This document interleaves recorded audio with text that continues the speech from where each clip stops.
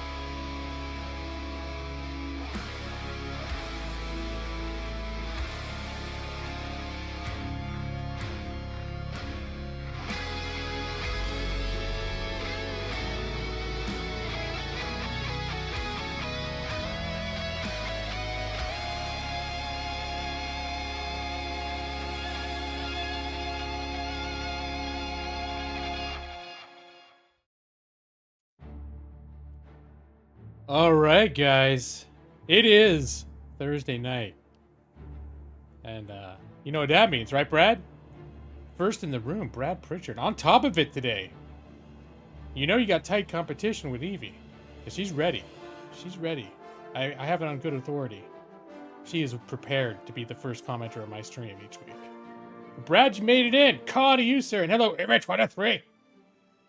You already made your bank visit. You're good. And Gunk, welcome back. Global Union National Corporation, a.k.a. Gunk. How you doing? He awakened. That's good. And Alali, happy birthday. Yes, of course you got a birthday song coming. You got a birthday song coming. Yeah, Gunk, it's been a little while. Not a terrible long while. I consider any time in the last 6 months not a long time. So, if you were around when I was playing the Alien game and you had a soldier in there, that seems like that was just a couple weeks ago. But I guess it was last year. You might have been here since then. I don't know. Lose track of time. You're wired. You've been up since 4 a.m. to watch the Dayton games. So you had to caffeinate yourself, and now you're overstimulated and sleepy at the same time. Still on Discord. Okay. All right. Good deal. Good deal. So yeah, I'm tired. We got big happenings in the game lawyer world this week. We adopted a puppy, a 3-month-old puppy that is basically taking over our lives. Yeah, so it's like the thing where you got to sleep next to the cage and then get up at 2 a.m. to take them out to walk so they can poo and pee. That kind of rule in your lives. Every moment they need to be supervised. Just one. And a pup. Yeah, of course I'm going to show you puppy pics. You know, I'm going to become that guy. Brad, I feel like Brad would like children. Like he feels about children, probably isn't excited about puppies. But I don't know, Brad. What are your feelings about puppies? No, okay. I don't think this bird. I think this dog would be a bird hunter. So we'd have to see. Based on my experience today out in the field, we have a big giant field near our house where geese hang out, and it's like the size of 10 soccer fields stapled together. It's it's a huge field. There are all sorts of birds hang out on it and geese, and I took her out there today after work, and she wanted to catch every single bird. Like, it was the most... It's taken her a few days to warm up because she's been very, like, shell-shocked from being taken away from her people. So we adopted her from a family. But, yeah, you're not going to see... I'm not going to show dog pictures for an hour, but I will show dog pictures. Your parents' cow had a baby calf. How exciting!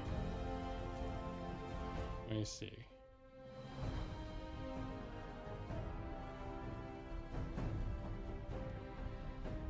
Here, I'll get a... Alright. Go to the... Should I go to the big screen? The full cam? Oh, no, it's not. How do I get the... Okay, we'll just do it like this. So be it. Let your And will we be can done. kill that. There we go. That is Millie. She is a...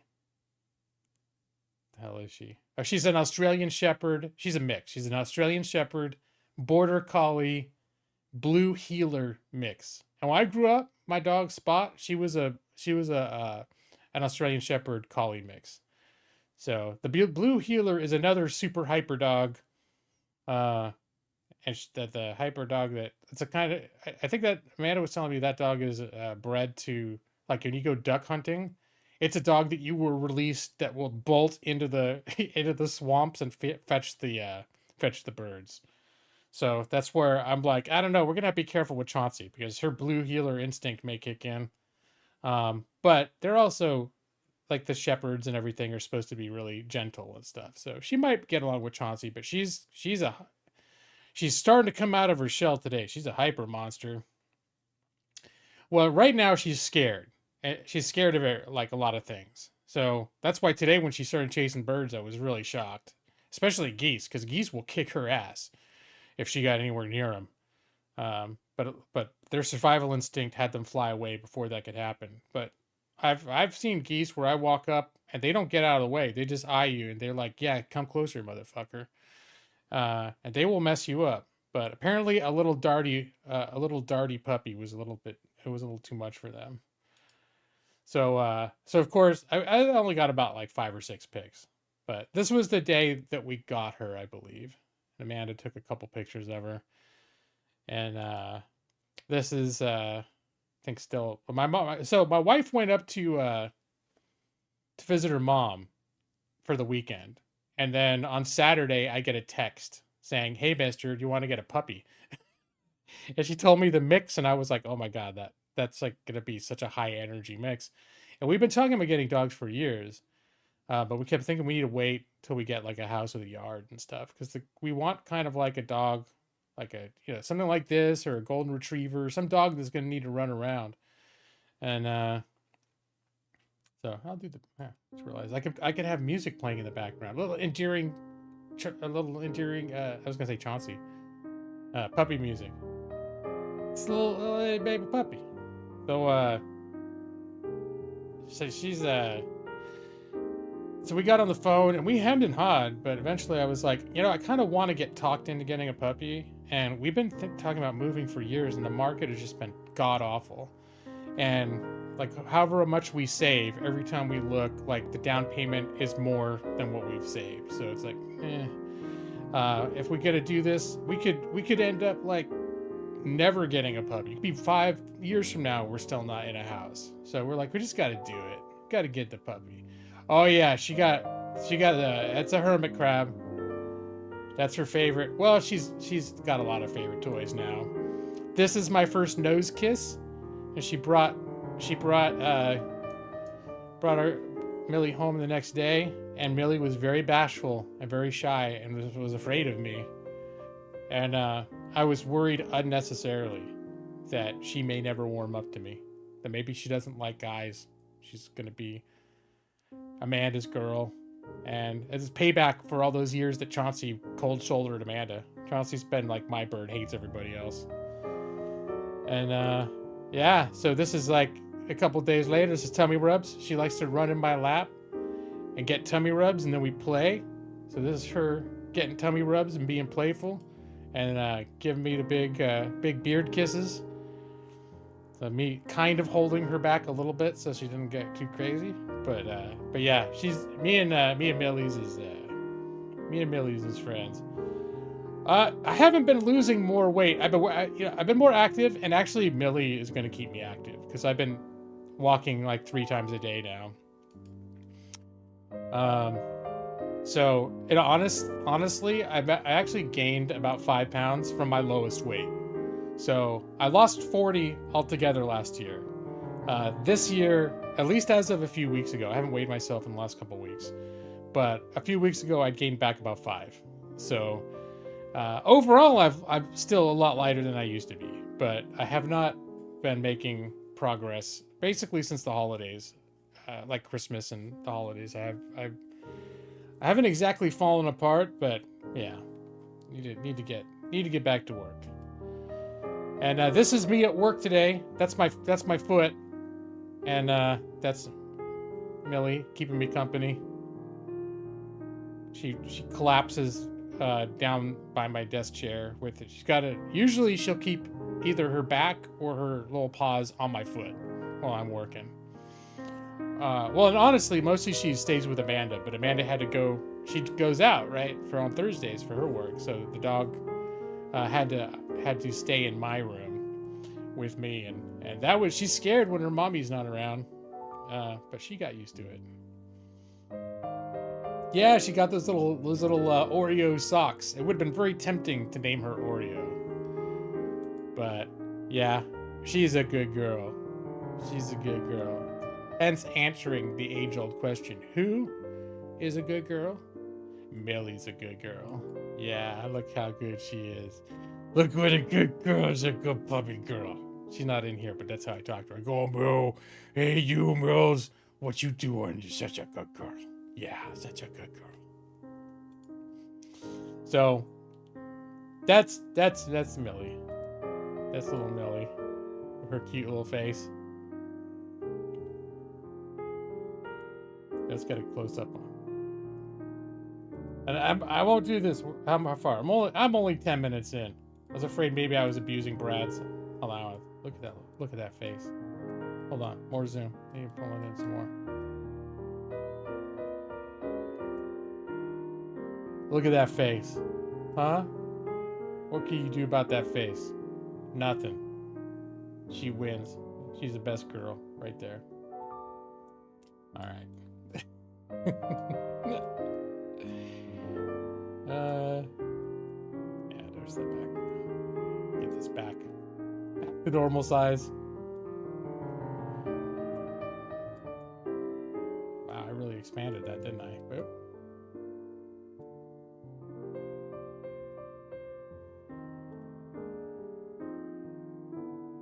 When are we getting a puppy cam?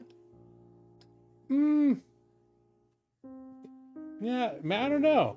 I know it's too soon this week because I'd have to sort of set up my room and cam and everything for her to be on there. And also, I guess I could have done a little thing. But right now the idea is tonight's going to be Amanda's night to sleep with her. And she's still not potty trained, so that's why we've got to be so careful. So we have like a little pen area that are like fences that we set up, and we got big pads that she goes poo poo pee pee, and then we take her on several walks. Like right before we go to bed, we take her on a walk. We take her a walk at 2 a.m. Amanda takes her on a walk before her work starts around 6:45, and then during the work day, I'll usually take her on 2 or 3 walks, and then at the end of the day, around after work 5:36, then we go on a long walk. But it's all about getting her to do potties and figuring out, like, I give her treats, and we give her big praises when she goes potties outside. But we can't just let her run around the house loose and unsupervised, because she will A, chew cords and tear things up, and B, she will poo and pee. She's getting really good at knowing where to poo and pee though, but she's still not perfect. And it could take them up to 9 months to get house trained. We've only had her for 3 days or 4 days, so. The guy doing the zoom in reminds you of TV shows where they say enhance, enhance. Zoom in on quadrant 4 and enhance.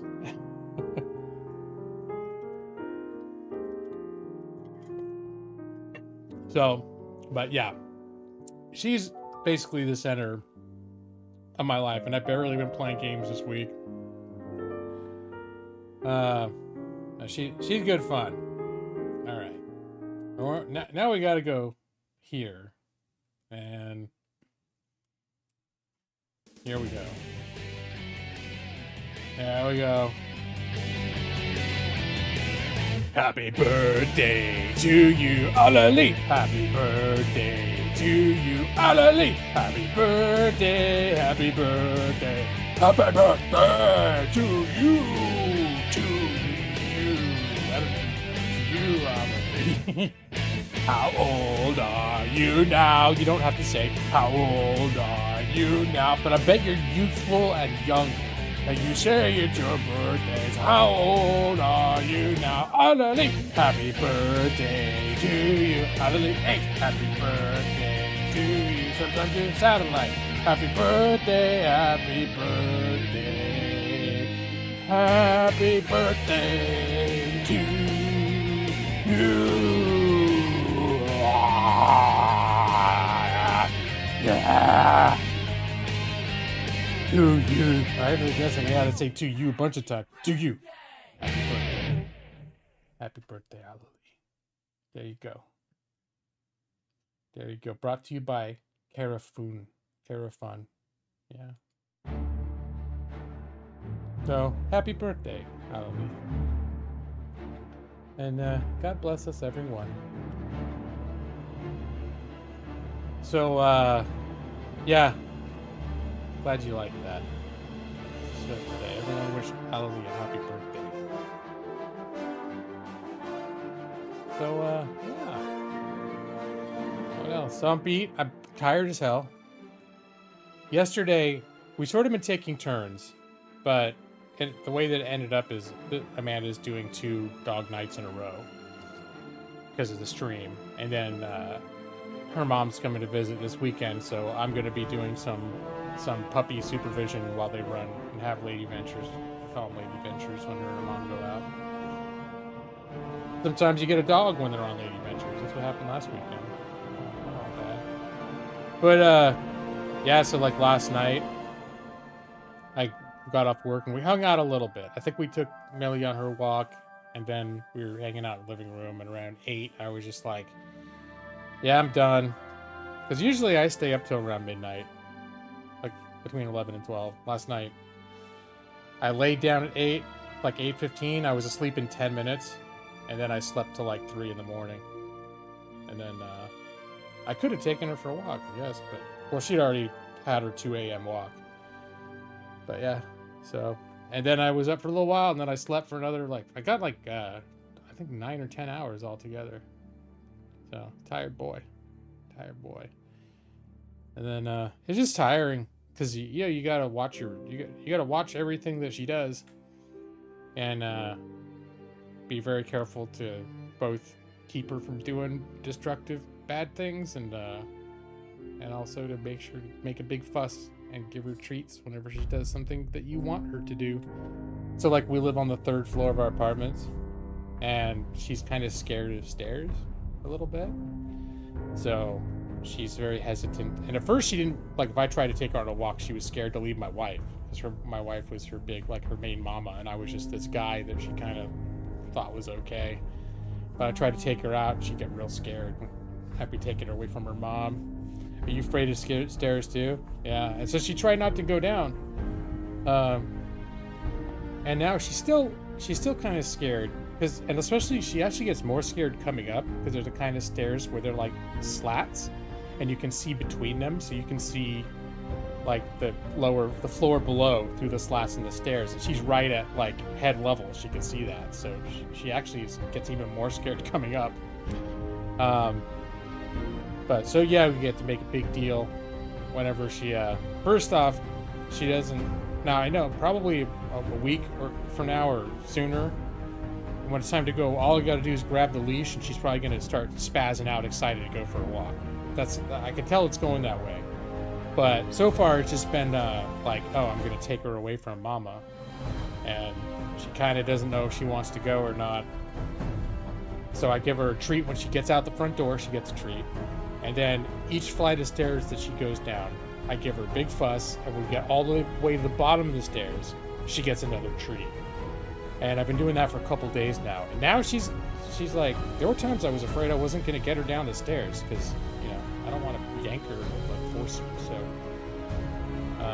yeah. So now she gets excited. She goes down the steps. And as soon as she gets to the bottom of the steps, she looks up at me like, treat, please. But I give her a treat. She knows.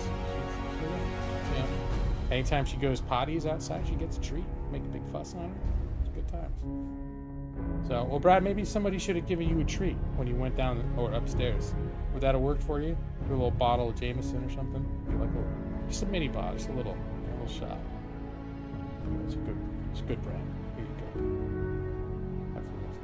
I have a store to this. You're not allowed to have treats. Uh-oh.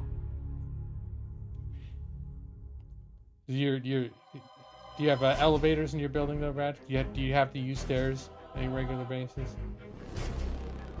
I'm okay with the stairs. Amanda is not a big fan of the stairs. She got some, like her knees are kind of messed up, so she has problems if she has to go up and down the stairs too much.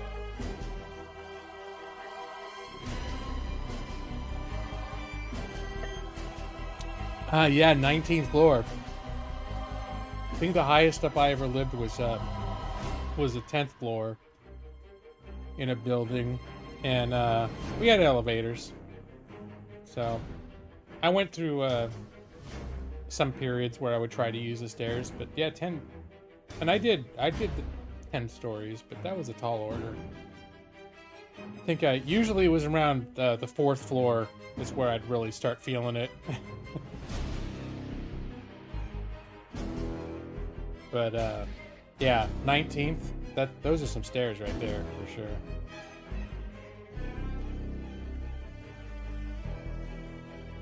You live in a 5th floor, walk up a couple times. Yeah, we're on the 3rd floor and there is no elevator, which sometimes is a pain. But that's like one of the reasons why we ended up, when the first year we were camping, we ended up buying a storage unit for our camping gear.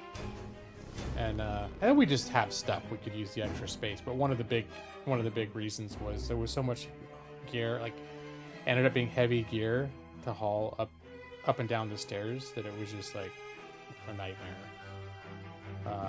And now we've got like our building has, you know, 1-car garages that you can rent. There used to be a waiting list, so we ended up getting one of those. So now our camping gear is all in there. But one of the main reasons, the big incentives to do that, it was because hauling stuff up to the 3rd floor is no fun. But now hauling a little puppy up and down those stairs, a little not fun for her.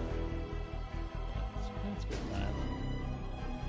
So I wasn't sure what I wanted to play this week. That's why I did my general welcome.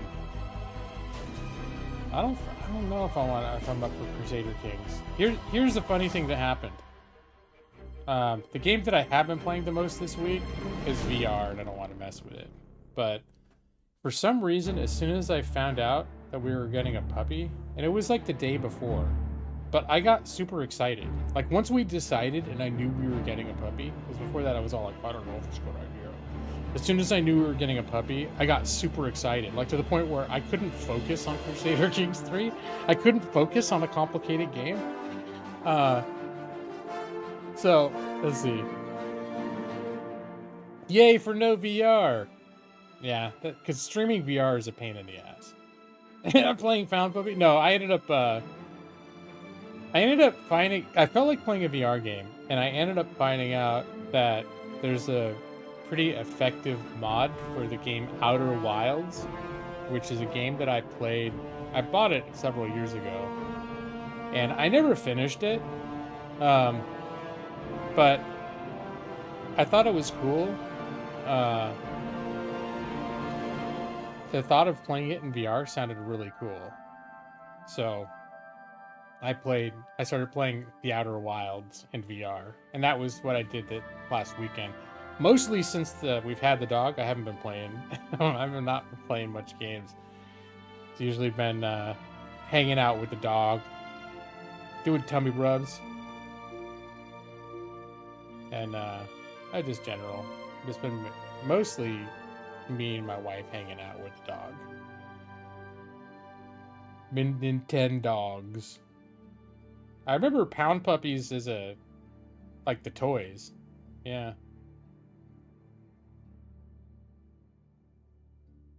I'm trying to remember how old I was when pound puppies was a thing. I mean, I think I was too old.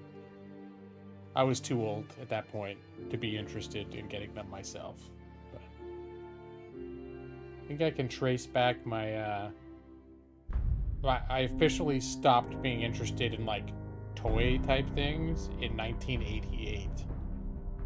And it was a big pain too. It was sad because my big thing that I liked when I was like 10, 11, 12 years old was Transformers. I had a slowly building collection of Transformers, and that was like my favorite thing in the world to play with. And when I was 13, I got my first job. I worked at a video store like 3 hours on Saturdays, but that was some big money for me. I think I got like minimum wage is like $3.50 or something back. It was nothing. So I got about $10. But that was some big money for me back then. So I was suddenly able to afford, like, I could buy more Transformers. So it's funny, I got my first job, I spent some of the money together to call Transformers, but right around that time, like, me and my friend that I used to play Transformers with, he came over, we spent the night, we brought Transformers out, we put them all out, and then we kind of looked at each other like, what are we doing? Like, and I used to think, oh, people are stupid that like think they're too cool to play with toys. I'm always going to play with my Transformers. And then it wasn't that I ever decided I was too cool to play with toys. I just like was sitting there, I had them all laid out, and the idea of picking them up and going, hey, boo, boo, boo, I was just like, I just didn't want to do it. I was like, I'm not filled with the adventure's excitement to do that with these things right now anymore. Sad. It was right at the point that I really could have afforded to get like a crap ton of Transformers. I stopped being interested. But yeah, and I could trace that back to pretty much 1988 because that's when I started. That's when I got my first part-time job. It was real under the table stuff. So they paid me because I think I was 13, 14. Maybe I just turned 14.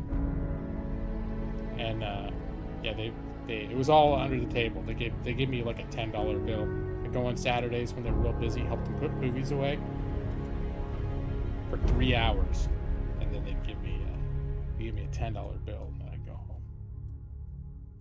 Eventually, I got hired for reals. It's a good time, but so what I think I might play though, and I think I'm going to play this. And Brad, you might not be much happier about this. Avi, you didn't start working till after college? I had sort of an unnatural... Oh, your parents didn't want you to work during school. So I had some people like that. I think it was somewhat common at my age for a lot of people's parents to be like, yeah, maybe when you turn 15, you think about getting a part-time job. But... And literally my first job was 3 hours, was just 3 hours on Saturdays. I was excited to do it. Like for me, I felt like such a big shot. Like I worked at the video store because no one else my age barely worked. And I was like, cool. And then sometimes I'd be at the store and like people I know from school would come in with their families and I'd be like, I work here. I felt like a super like cool dude. But really what happened was, me and my mom were renting movies. It was a summer vacation between 7th and 8th grade. And we were checking out movies and, you know, they had like TVs in there and they were playing movies. And my my mom was like, while we were getting rung up, she was like, yeah, it would be cool in a couple years. Maybe you could look for a job in a place like this. It'd be neat to be in a place where they play movies and stuff like that. And the lady that was ringing us up turned out to be the owner. And I guess they had a little boy. She said, we have a little boy that comes in here on Saturdays, but he hasn't been showing up lately. So we, if you want to come in and try coming in on Saturdays for 3 hours, you could work here. And so yeah, my mom was just like, oh really? And they were just like, yeah. And I was nervous. It was like intimidating, but I thought it was real cool. And they were nice. There's this older couple that owned this place. And they had a parrot there. It was pretty cool. Rambo. His name was Rambo. Go, pretty boy. He was scary as shit, though. He'd try to bite me if I got near him. But I thought it was cool as shit. Rambo the parrot, working at the video store. Yeah, it's good times. You had your first job at 13? It was a paper route. Oh, yeah, I had friends that did paper routes.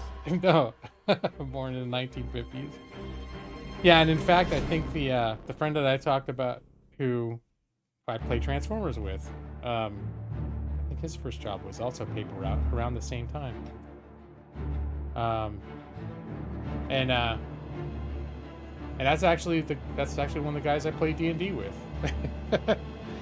That's my friend from San Diego, the one that we stay at their house to play tabletop games. Yeah. He was the one that, from that story of me and him sitting around at the moment when Transformers, we decided like we just weren't feeling it anymore. That was me and him. That's true story. But yeah. And then that weekend job too. That's another player got involved with that. And that was Foodareer. You guys remember Foodareer? Foodareer would fill in for me sometimes if I couldn't go in on the Saturday. Foodareer would go in for 3 hours. So Foodareer, I shared my first job with him. He sort of worked already because his family owned a restaurant. So I think he helped out his parents around the restaurant. So he was not a stranger to a workplace, but they didn't work him. Like they didn't make him like work there. He'd just go there sometimes when that's where they were. He'd go after school sometimes. But frozen yogurt cafe, huh? All right. Cool. That's literally, figuratively. But yeah, so you remember that game that I showed you last week, Outcast? I got excited that it was coming out. Well, it came out, and yeah, it looks like I probably want to play it eventually, but it's still like $60. The game probably shouldn't be $60. It's like a AA game. It's all rough around the edges, so someday I'm gonna get it when it gets cheap. If it drops down to like 20 or 30 on sale, I'll probably pick it up. That may be a while.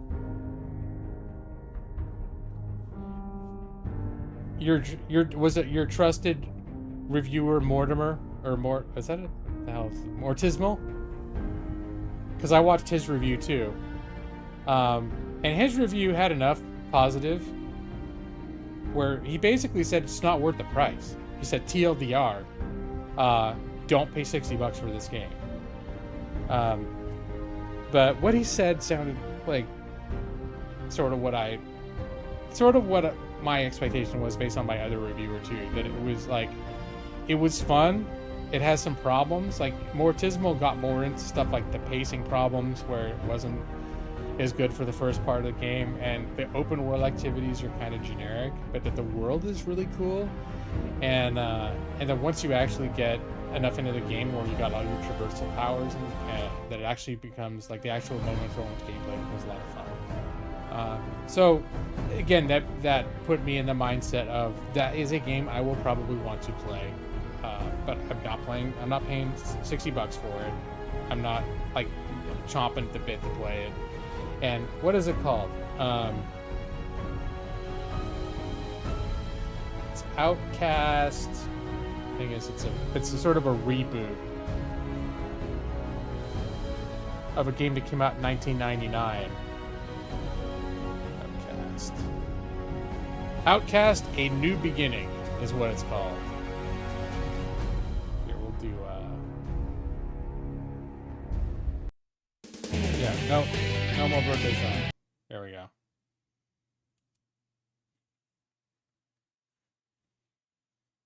Yeah, it's, $59.99.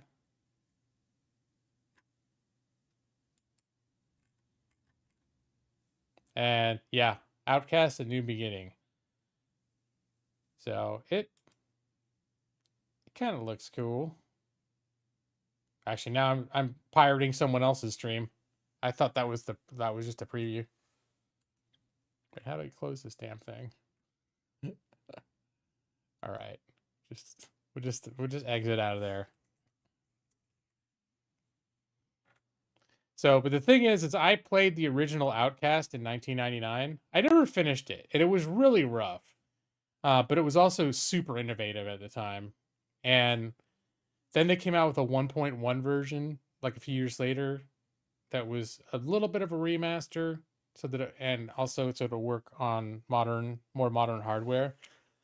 And then they came out with a sort of a remaster, but also like a slightly a remake. But it literally was built on top of the original game in a new engine, called Outcast Second Coming. And I thought I owned that. In fact, I thought I streamed it once, but I looked in my Steam library and I didn't have it. And I think what I got confused is the Humble store gave it away for free for a limited time, and I think I never claimed it. Unless for some reason it got taken out of my library. I could have sworn that I streamed it once. But when I looked on Steam to see if I owned it already, I saw it was on sale for $1.49. So I was like, well, shit, now I'm going to add that to my library. So now I've been kind of tempted. I'm kind of tempted to play Outcast Second Coming, because I have fond memories of that. Let's see, Outcast. Is it Second Contact, that's what it is. So it's a backup. Its regular price is $14.99. Oh, I guess it's not on sale anymore. So it's good that I moved on it when I did. For some reason, I thought the sale was going to go longer. But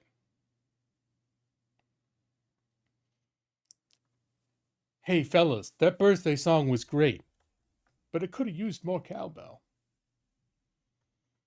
But yeah, some good times with this. Remember me? My name is Cutter Slade. Around here they call me Ulukai, the Messiah. Okay, not these guys. These guys. But I ain't no second coming. I'm just a Navy SEAL, a long way from home, with a job to do. And now, it's go time.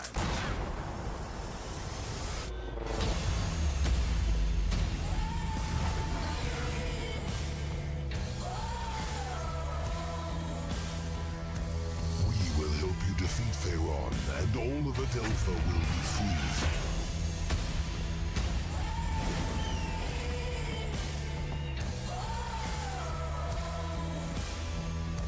All of the soldiers of every region are on the hunt for you.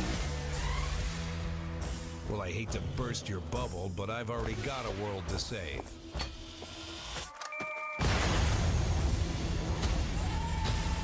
The Prophet Khazar spoke of a higher being, the Ulukai, who would arrive at this time to save Adelpha from destruction.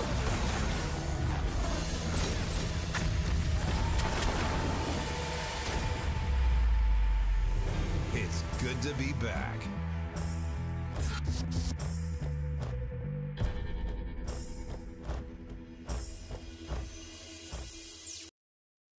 Yeah, I could also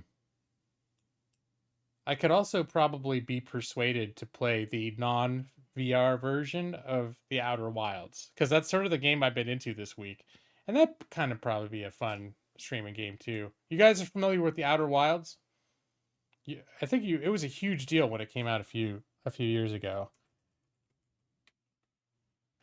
And I think the way that I've got it set up is... Oh.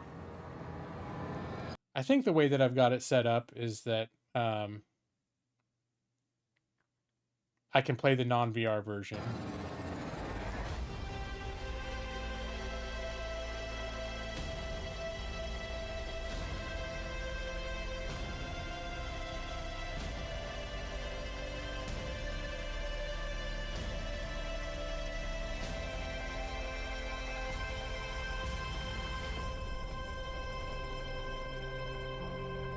Yeah, Outer Wilds made kind of a big splash, and it was only about maybe 5 or 6 years ago. I just have to be in space. Oh, you're not in space all the time in the Outer Wilds, but I have been actually in a space. I've been in a sci-fi mode lately.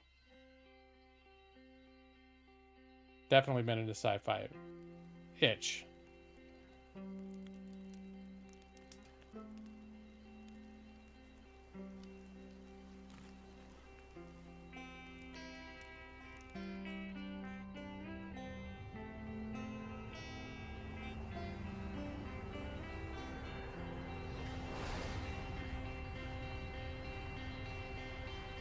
So there actually is a game that is basically Crusader Kings in space. It's like a kind of a rough, like a small studio type of game.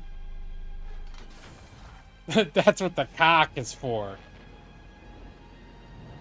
You know, it's called Star Dynasties, and it's the same basic premise. Like, you play the head of a dynasty,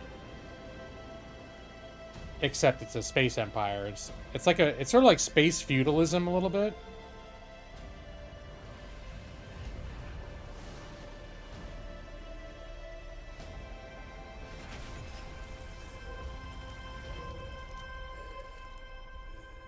But it looks like Stellaris. It looks like a space strategy game.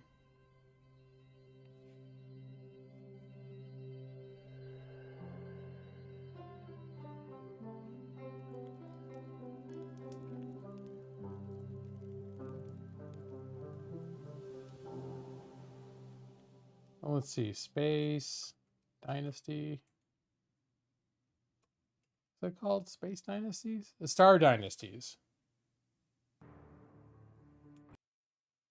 If you look long enough at this galaxy, you'll see the lines. Lines that divide us.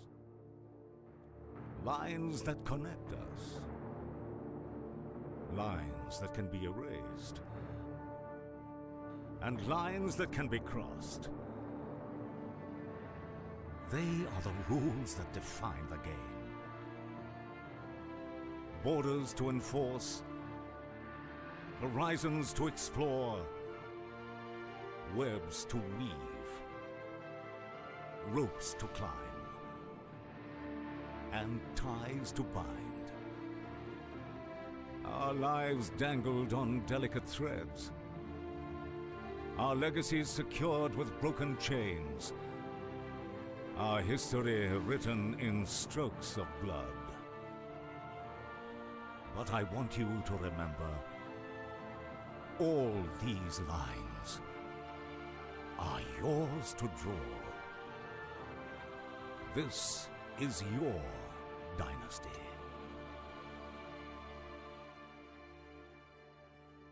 So yeah, in execution, it's basically as if someone said, "Yeah, we're gonna make a." Our dynasty was forged in blood. Like, it would be what Stellaris, or what Crusader Kings is to Europa Universalis. This is sort of like to Stellaris.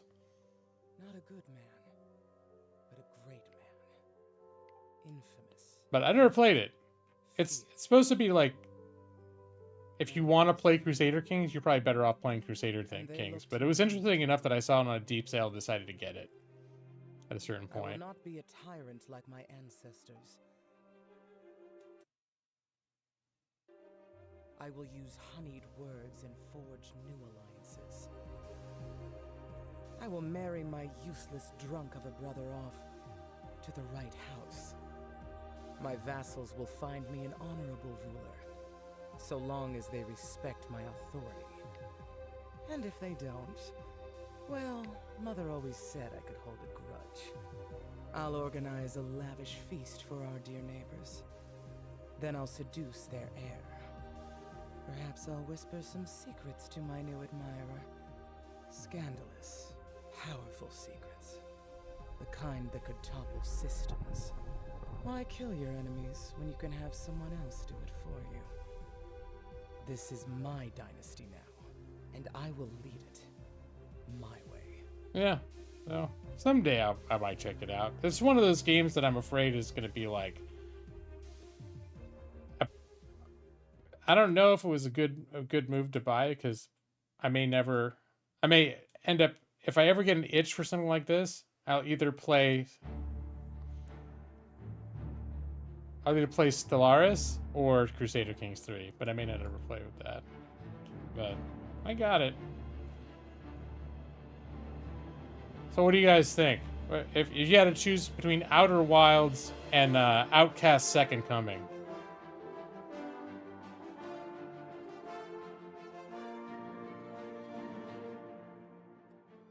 Because I think those are... I was tentatively planning to play Outcast. But then as soon as I mentioned playing Outer Wilds, I thought I could play too. But I'm not 100% sure that... Since I have the VR mod, I'm not 100% sure that I can play it flat screen. Outer Wilds? Okay. You pick the third option. Let's see, what would the third option be? It have to be something really irritating to Brad. Oh, uh-oh, but he would change his vote to the third option. Uh-oh. I could play Star Trek Resurgence. That's the, it's like the Telltale Games inspired version of Star Trek game.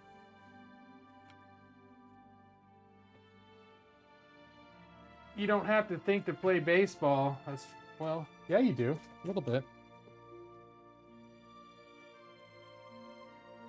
You don't want to suck. All right, we'll try Outer Wilds. Are you not familiar with that? No, I'll show you a trailer for it.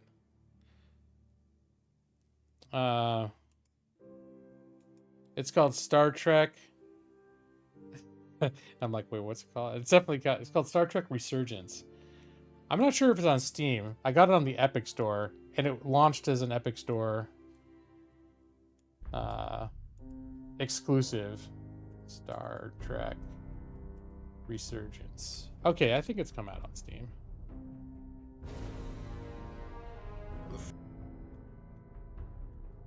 Here, we'll go, stop it.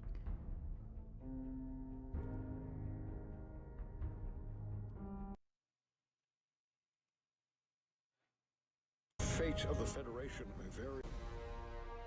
The fate of the Federation may very well depend on it. Personal log, Ambassador Spock. Stardate 57931.6. I will soon rendezvous with the USS Resolute for a mission of the utmost importance. We'll be ready. Engage.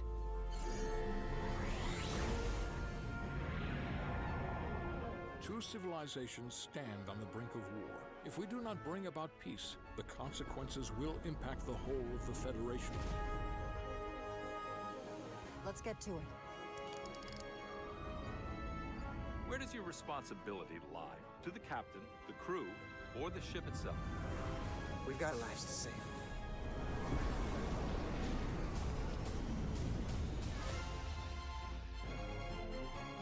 The crew of the Resolute will be tested like never before. From its senior officers to its lowest ranks, the mission is in their hands. Now's our time to show what we're made of.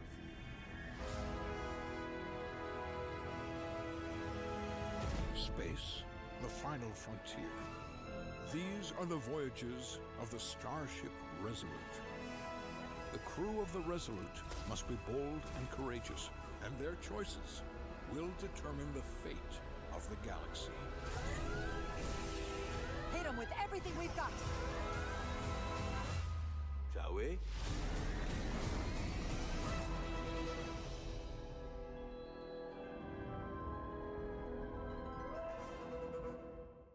I don't know if it's got Quark in it. Oh yeah, it hasn't released on Steam yet. It's not coming out on Steam until May. But yeah, so I got it during the Epic sale on one of they had one of their sometimes they have some pretty insane sales, and I got it for $15. I think it's still selling for, well, you can't even pre-order it on Steam, but it's I think it's a $40 game, like a full price. The only reason I'm hesitant to stream a game like that is because it's 100% story focused. Like every single moment is like a cutscene. So, and usually I like to play games where either the cutscenes are minimal, or there are no cutscenes at all, like sandboxy type games, or games that I can play like sandboxy type games. So the temptation for me to play a game like Star Trek Resurgence is relatively low because of that. But would you be excited to see a stream of Star Trek Resurgence, Brad? Even if it meant I probably wouldn't talk a whole lot. I know you guys love it when I talk because you most of the time don't give a shit about the game I'm playing. You know?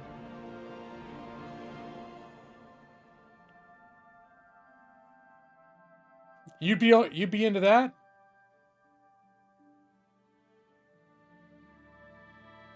Would you be into Star Trek Resurgence more than you would be into Outer Wilds?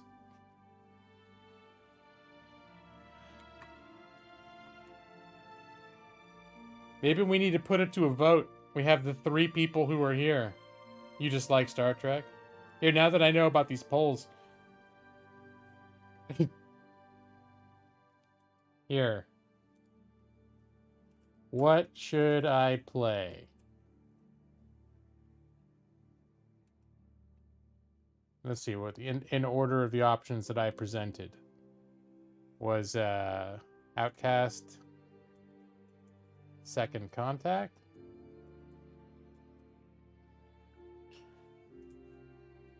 and then there was Outer Wilds, Star Trek Resurgence.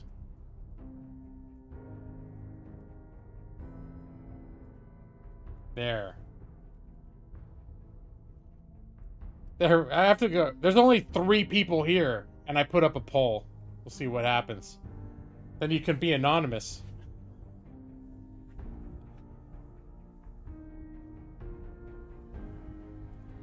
Uh-oh. Oh, it's a tight competition.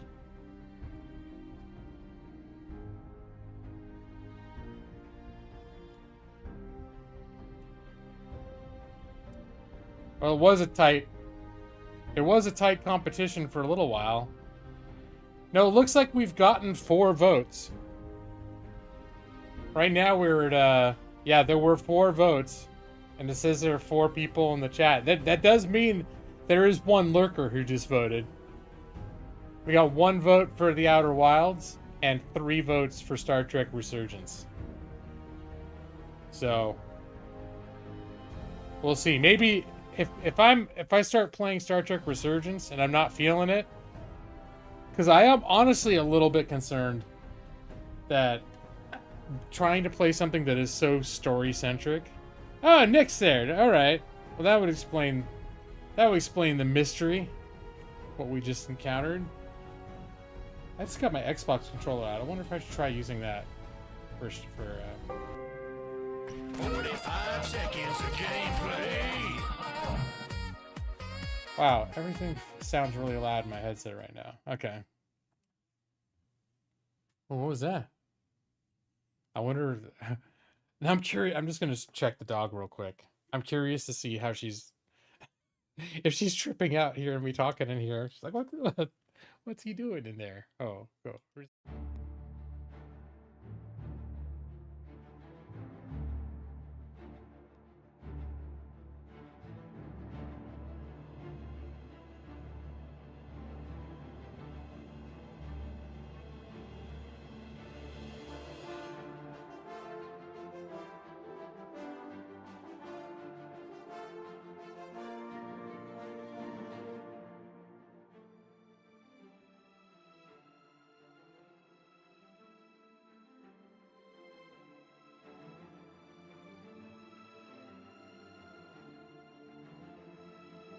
5 seconds of gameplay. Okay.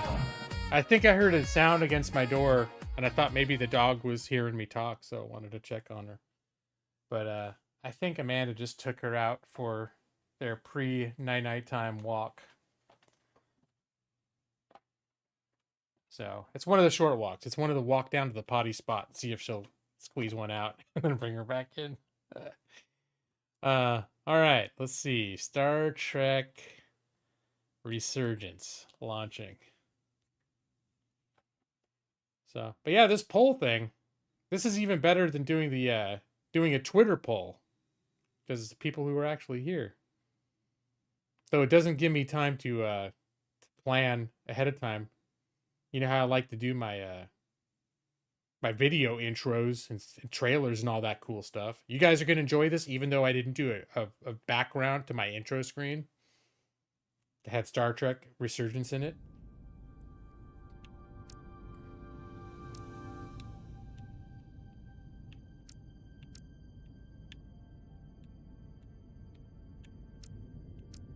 All right, this is acting a little bit sus. All right, maybe we're not going to use that. Settings, choices. Okay. I did start playing this, but I think I'm going to start over. I started playing this right after I finished Detroit Become Human, because I was in a total kind of mood for this kind of game, but then I started burning out on this type of game, and then decided, nah, I need to play some different kind of games.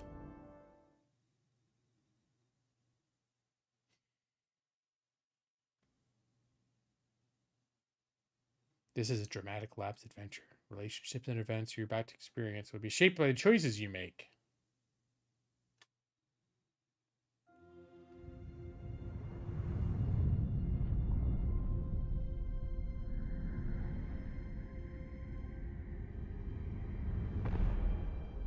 You excited, Brad?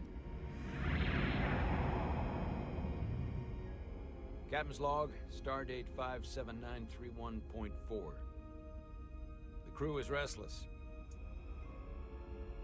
After spending too many months piecing our ship back together, we're finally about to venture out on a new mission. And the crew isn't letting this unprecedented ion storm slow them down. They're ready for something different. I know I am. Perhaps more than any of them. Fortunately, nothing ever stays the same. It's entropy, the nature of the universe. Change is inevitable. And while entropy says order gives way to chaos, in this case, change is good.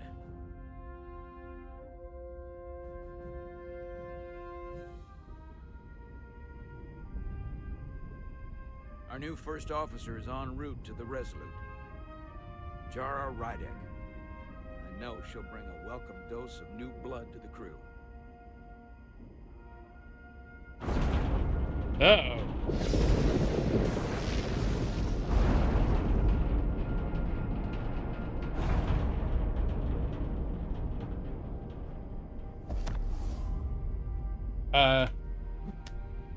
Oh, now it's trying to get me to use the controller. Thanks. No problem. I'm not great with flying. But these little shuttles are the worst. You don't like flying. And yet, you joined Starfleet. There's a reason I'm not a pilot. You should try it sometime.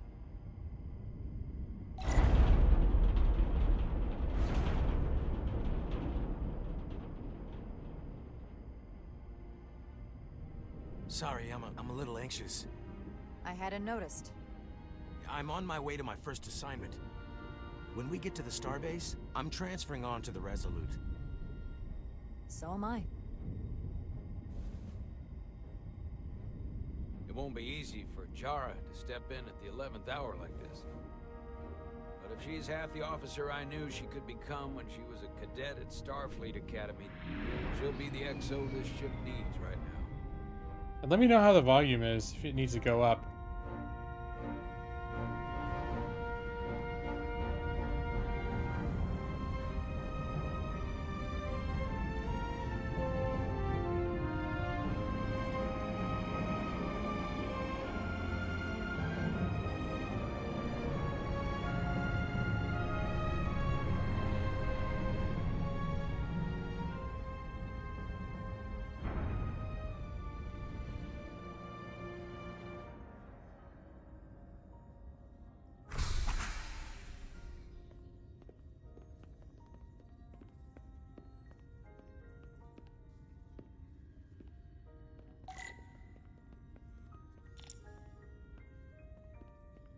Alright, I'm gonna try using the controller.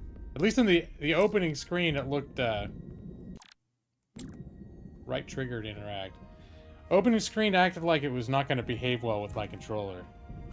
A starbase on the very edge of Federation space. Long way from home now.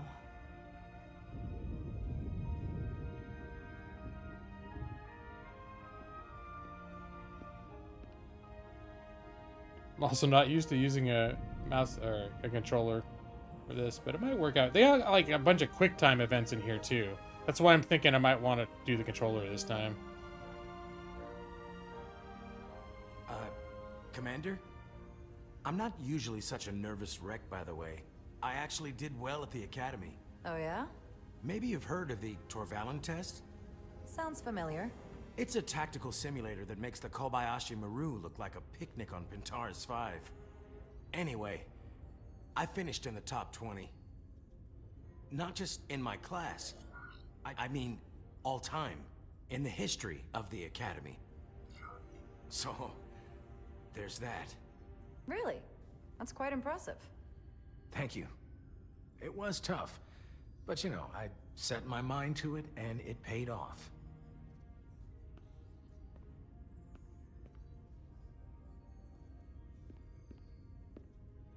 Please place your hand here. Hold it there for a few seconds. So, it's like Star Wars, right? I like both, so you're not going to get a rise out of me. Alright, so, no. Is this where the controller stops working? Oh, here we go. Scan hand.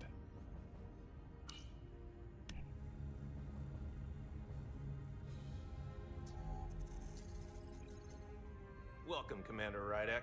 Wait, you're Jara Rydek? You absolutely crushed the Torvalin test. You finished in what, like the top 3? That would be me. Now I'm really... It's an honor to meet you, Commander.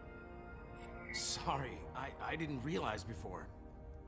I just came off the shuttle and was glad to be on solid ground. The pleasure's mine, Ensign... Paul Calloway. Good to meet you. I believe Commander Ermot is expecting you. He's in the concourse just ahead. See you on the Resolute. Alright. Alali's gonna be back in a minute. Yeah, he was definitely not being humble, but you know, I think his ego was a little wounded in the shuttle because he was scared of flying. So I don't hold it against him. Good day, Commander. Hey, good morning. Good day. Whatever. It's space. What time is it? I don't know. What? Wow. Okay. You know what? I think I'm gonna turn down the.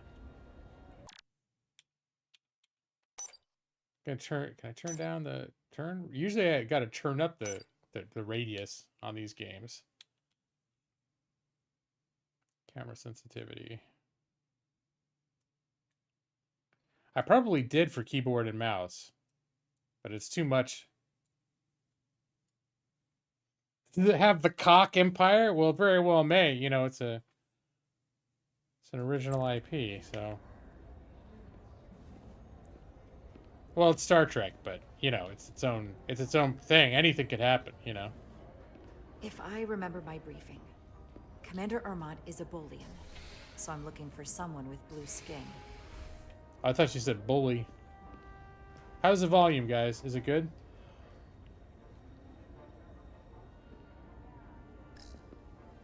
Lost crewman. Are you all right? Yeah, I'm just... Well, I'm not sure where my departure dock is. The Resolute's gonna leave without me. Look here. The Resolute is leaving from this dock. Ah, you're right. Nerves must be getting to me.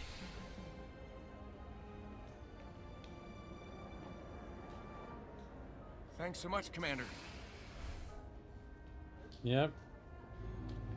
Although the first test of a new crewman is if you can't find the ship, you don't get to go. That's if I was running Starfleet. That would be test number 1. Alright, so supposedly I gotta find a guy with blue skin. The volume does sound low? Okay. Well, first, let me see if in-game volume needs to go up. Nope, master volume is peak. So I'm going to raise desktop. Desktop audio is going to go up. All right, let me know if it gets out of control.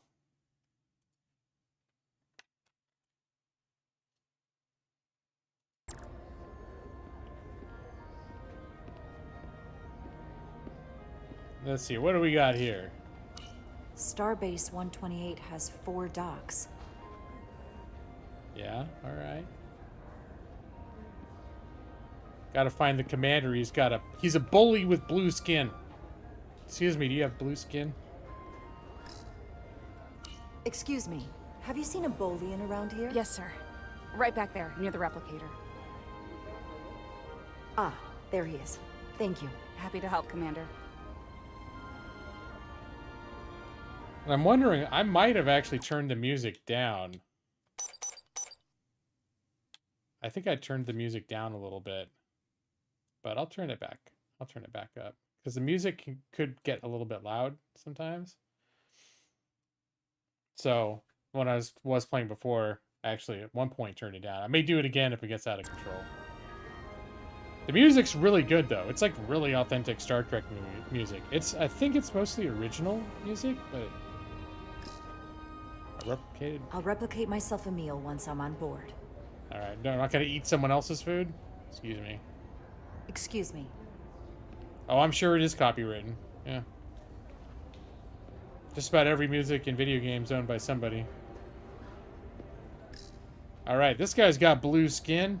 Commander Ermot.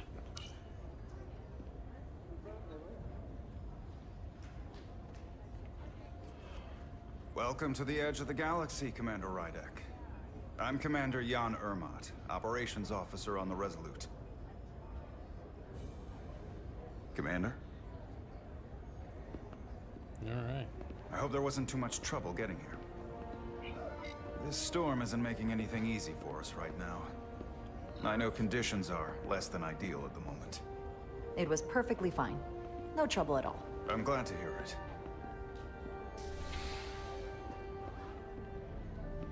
We're grateful you were able to come fill our first officer vacancy at such short notice. From everything I've read and everything I've heard, we're lucky you were available to us. Coming from a premier starship and all. What have you heard?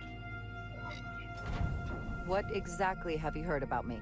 First in your class at the Academy. Received the Starfleet Award of Valor during the Dominion War. Most recently, Tactical Officer and Chief of Security on the USS Endeavor. You've done your homework? Like I said, we're very lucky. There she is. She definitely needs a lawyer, Jeff. Definitely. The USS Resolute. She may not look like much compared to the bigger ships, but as far as science vessels go, she can more than hold her own. And she doesn't look so bad considering 6 months ago she was nearly cracked in half, venting plasma, fighting for her life. It was an accident? Equipment malfunction. An accident suggests fault, but no one's to blame. It was a planned test, but the warp core was pushed beyond its limits. It destabilized the dilithium, there was a runaway reaction, and the warp bubble deformed. We thought we could... I'm curious actually to see if they've got subtitles.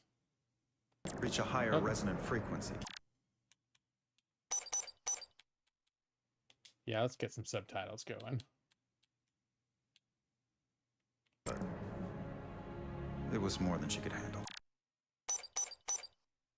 Okay, I did put subtitles on. No?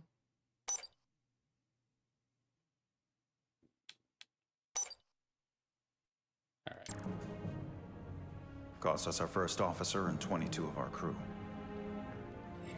At the end of the day, we're all responsible for each other.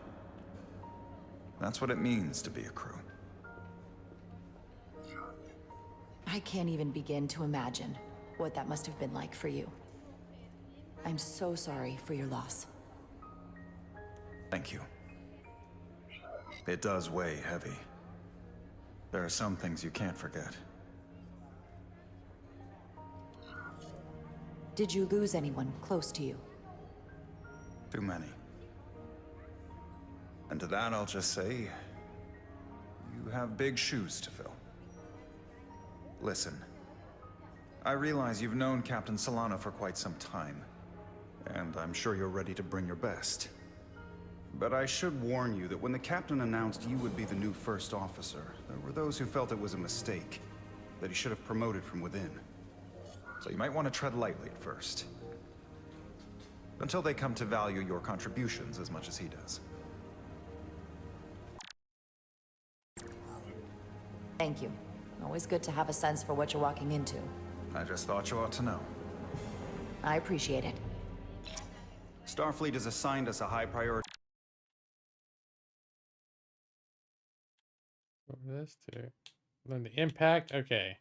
I made a good impression with Commander Ermot, coming off as inquisitive and appreciative while showing empathy for what the crew of the Resolute suffered.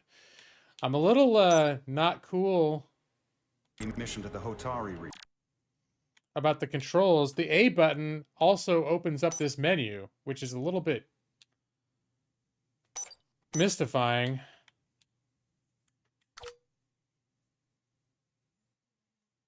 Because the A is also used in dialogue. So whenever I try to select A in dialogue, it opens up the menu, which is problematic. I'll let the captain brief you on board. I know he's eager to see you. Will we be mission ready in time? We have every intention. The crew has been working around the clock to get the ship ready. There's still so much to do.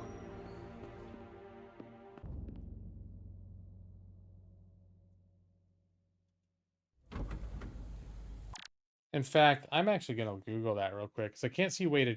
That's such an obvious issue. I'm wondering if there's a way for me to change it. Star Trek Resurgence.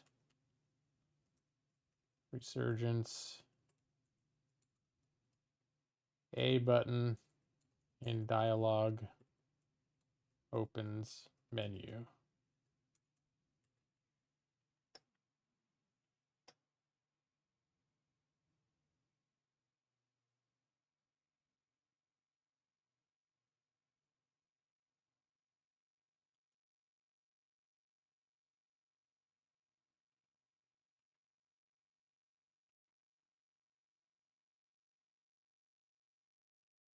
Eh.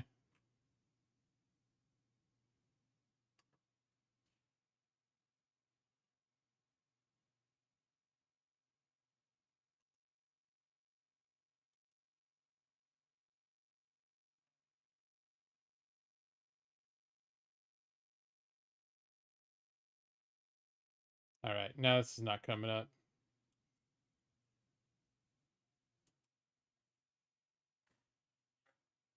It's a little, not cool, though. Controls. Left stick.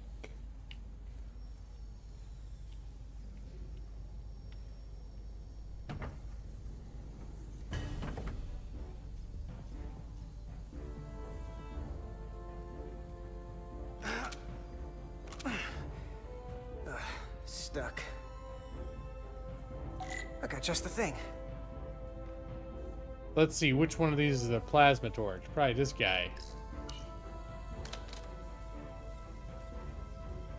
Oh yeah, maybe I should totally sue the hell out of somebody.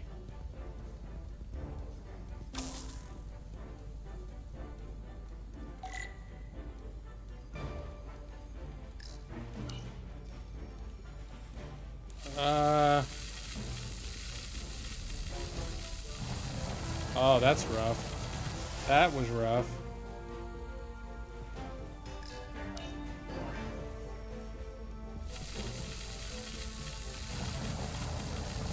And it's still giving me mouse controls too, which is like, it's a little, having a little hard time.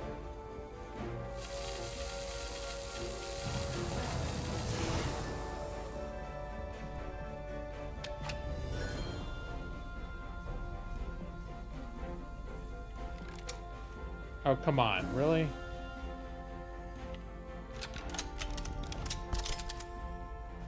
Yeah, right stick. Yeah, that's what I'm using.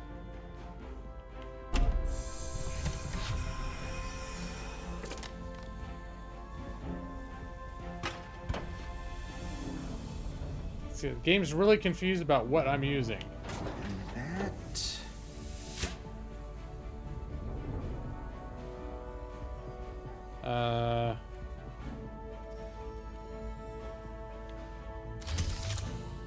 Is that? It's like it's mixing up mouse and keyboard and controller prompts, which is like, what?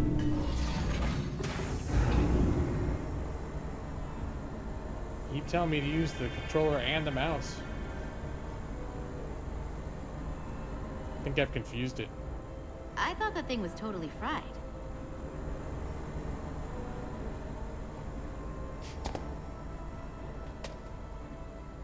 Nice work, Carter. Nothing to it, Neely. And not a moment too soon. The boss wants us down in engineering. Like, now.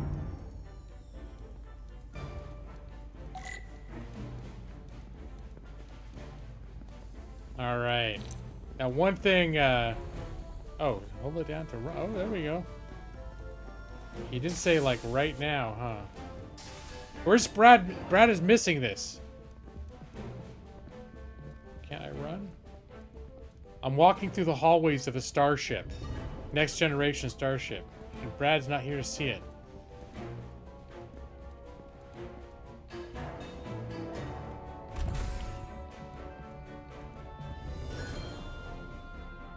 Engineering. I heard the new XO just arrived. Won't be long before we get underway. I just hope whatever Chovak called us down for, it's something good. I can never tell with him. I'd rather not end up degaussing plasma manifolds. Hanging upside down makes me queasy. You and me working together, we can tackle anything he throws at us. Your optimism is positively contagious.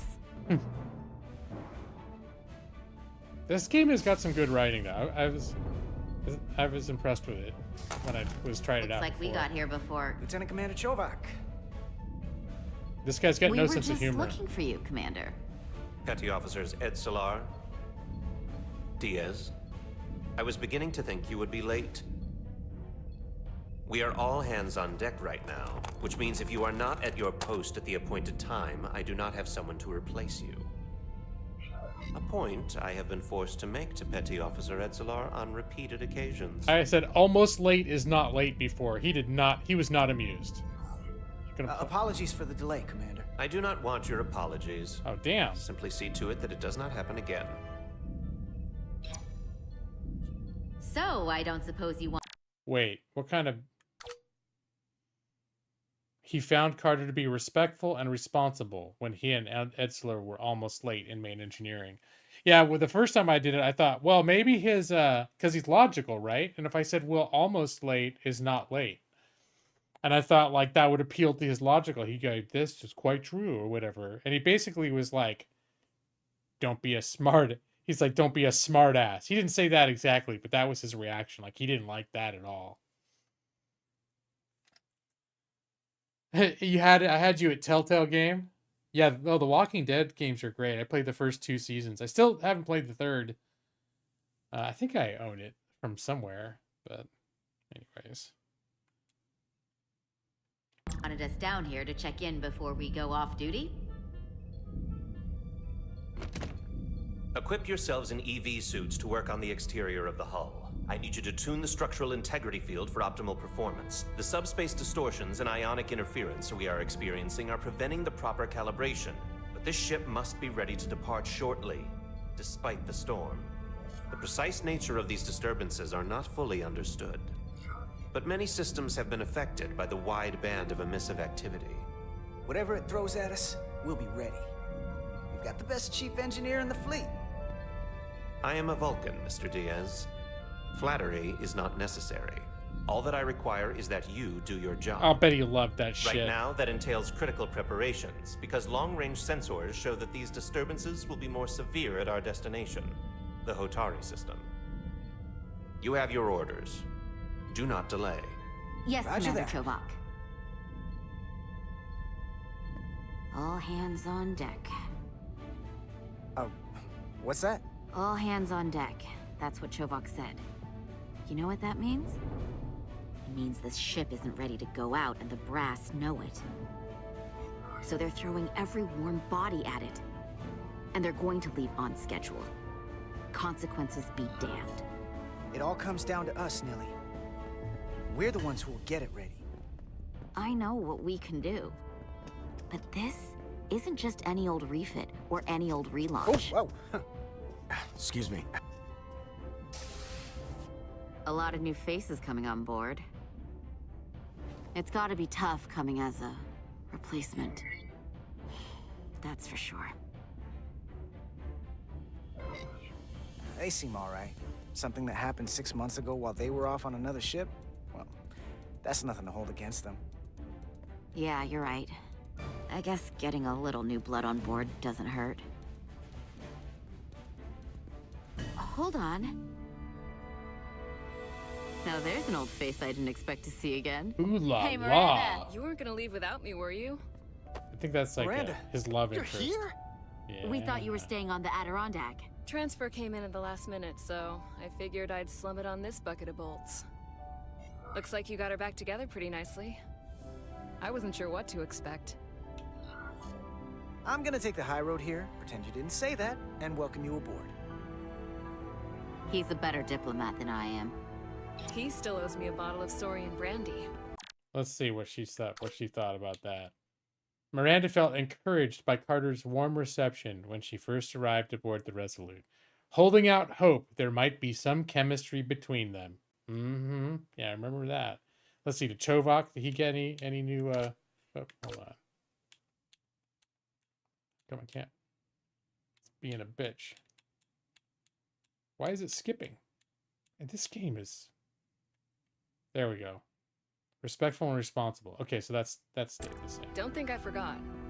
Oh yeah, it's coming back to me now. Maybe Carter can rustle up that bottle and we can give you a proper welcome. As soon as we wrap up this quick little spacewalk. Yep, what could go wrong?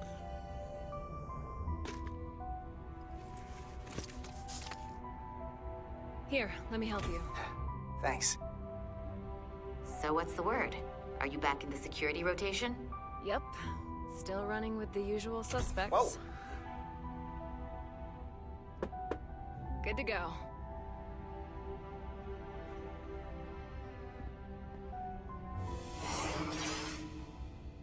See you on the other side. All right. Activating magnetic souls.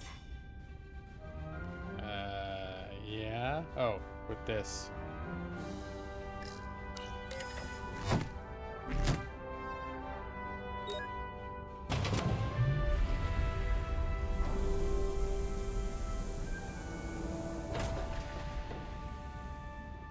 Yeah, with The Walking Dead, I did season 1. I did Michonne season 2, and then I believe is it called the final season? That's the one that I haven't played.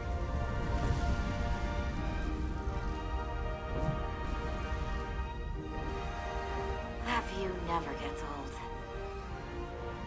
Let's go. Yep, just walking on the side of the saucer like a boss.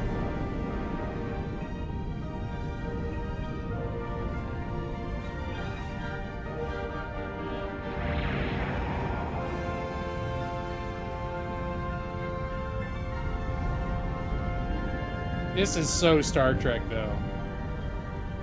Like, this really is like super authentic Star Trek experience.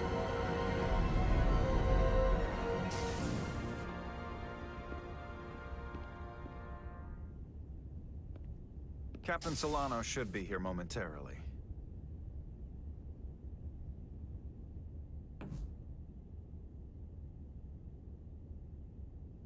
You snoop around his shit? Oh. You'll have to forgive me, I don't know much about Kobleods. But my understanding is you need a steady supply of duridium to keep your cell structure stabilized, or bad things start to happen. And we have plenty of duridium in sickbay, so there's no risk of running out. Thank you. Feel free to make yourself at home. And help yourself to whatever you like from the replicator.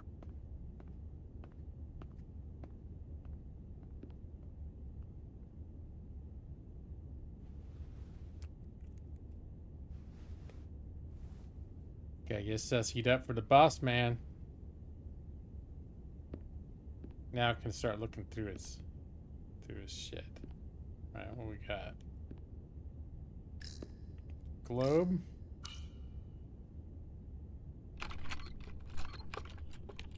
Can't wait to plot a course myself.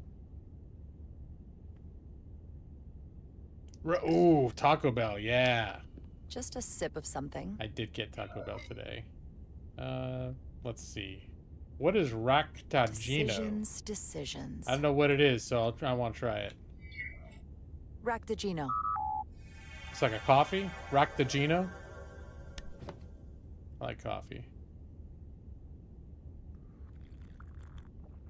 And some Baja Blast. That sure has a kick. Mexican pizza. Hey, where'd the coffee go? Jara Rydek. Last time I saw you, it was graduation from the academy. You'd already secured one of the most prestigious assignments possible. And you were burning with enough ambition to fuel 7 trips around the Necrid Expanse. It's good to see you again, Captain. I could not be happier to have you on the Resolute. My only regret is that we couldn't provide you with a warmer welcome. The arrival of a first officer to her new ship deserves a bit of fanfare. But, unfortunately, we've had our hands full with the refit. That would be totally unnecessary. I don't need any pomp and circumstance. You've been here all of 5 minutes, and already you're trying to make us more efficient. I like it. As I'm sure you've heard, we've had a rough go of it these last 6 months. The ship suffered some damage, but not nearly as much as the crew.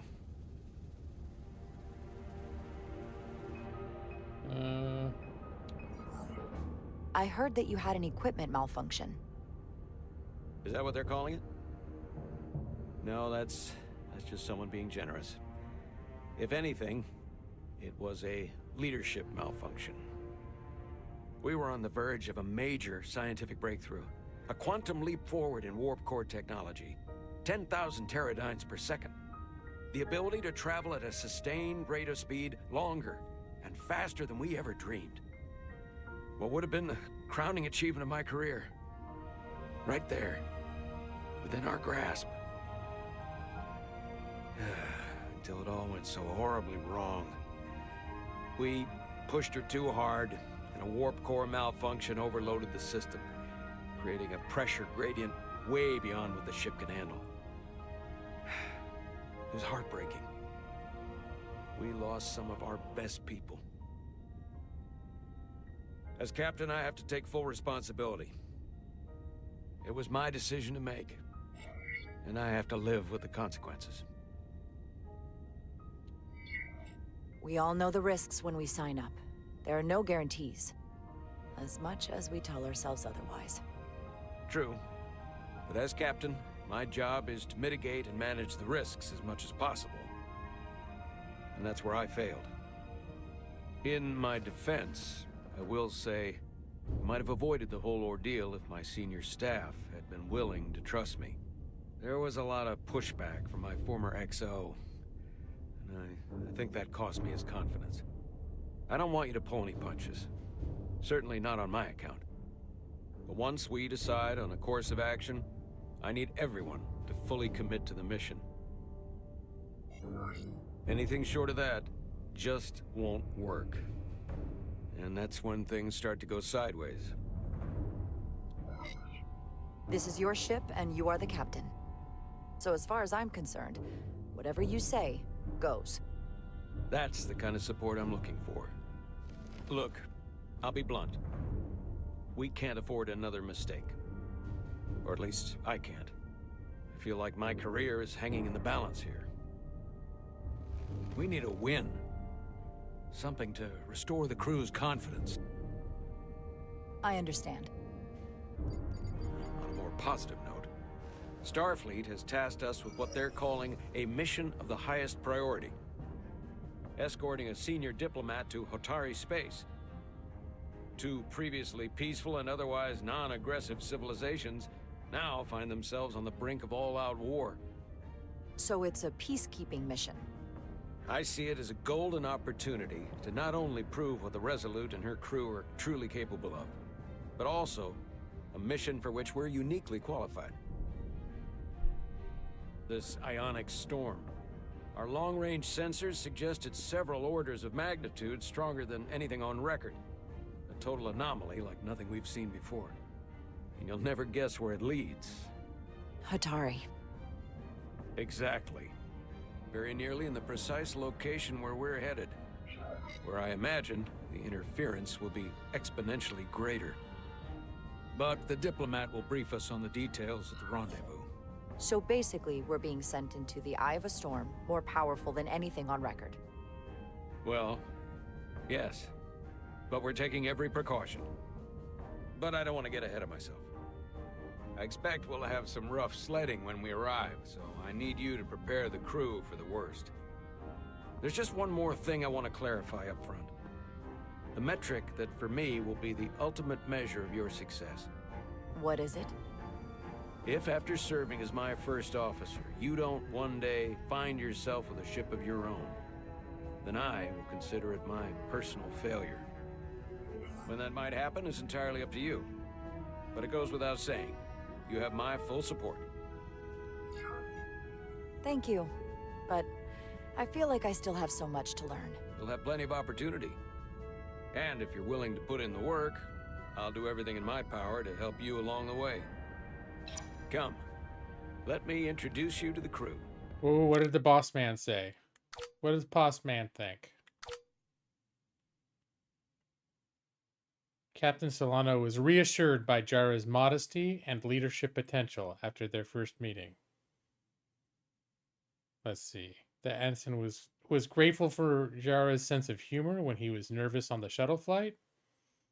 And Jara made a good first impression with Commander Urmat. Yeah, coming off as inquisitive and appreciative while showing empathy. Okay, so we saw that already.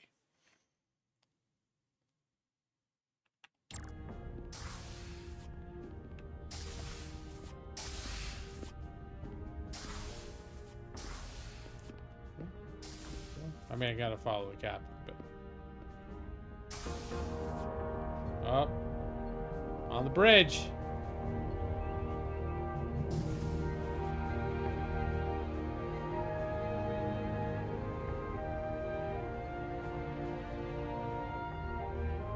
Everyone, if I could have your attention for a moment. I'd like to introduce Commander Jara Rydek, our new first officer. Some quick introductions. This is Lieutenant Handar, our helmsman, one of the best in the business. One of? Well, what he lacks in humility, he more than makes up for in ability. A pleasure to meet you, Commander. Likewise. Next, we have Commander Westbrook, our Chief Science Officer. I've come to rely on his expert counsel on a regular basis. Pleasure. Commander Rydek, it is such an honor to meet you. This is our tactical officer, Lieutenant Bedrosian, who's been looking forward to meeting you for about as long as I can remember. I've been following your career for quite some time, and I look forward to learning as much as I can from you. If anything, the honor is mine. Well, I have to admit, one of the reasons I've followed your career is because you're part Kobliad, because of what you've overcome. Starfleet stands up for people who can't defend themselves, and you were one of those people once. But since then, you've done so much to protect others who need it. I really admire that. So, you've been something of an inspiration to me. Not that I've done anything close to what you've done, but you definitely set a standard to strive for. You really do know a thing or two about me. I'm glad I could inspire you, but it's important to chart your own path.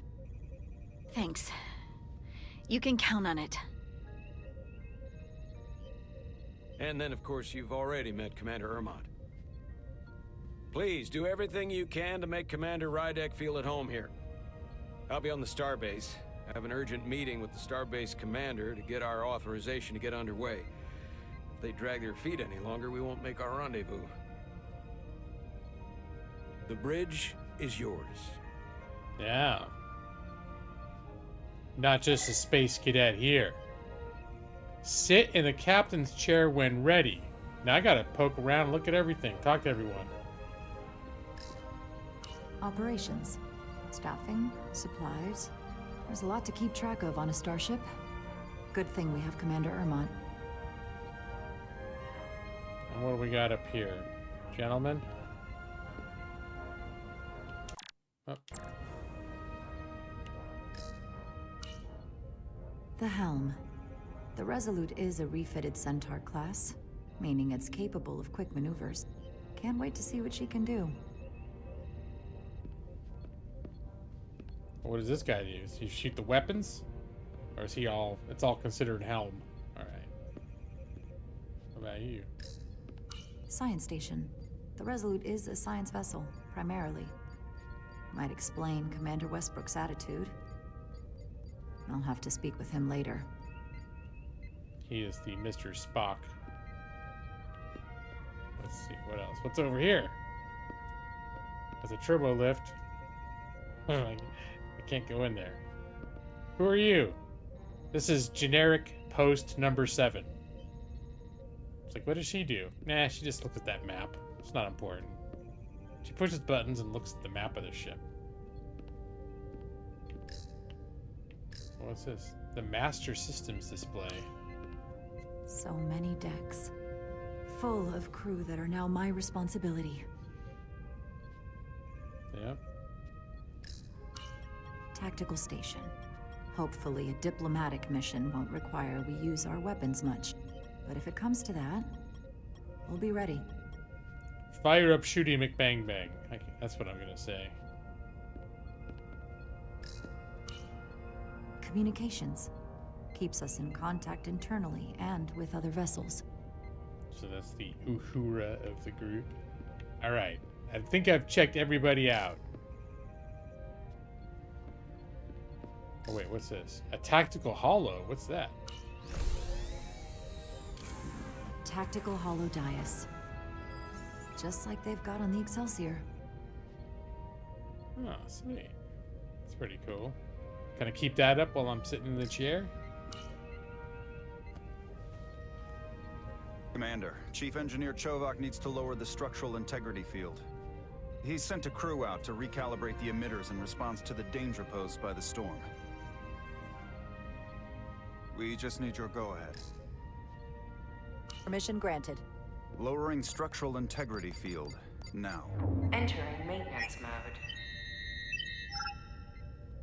Condition blue.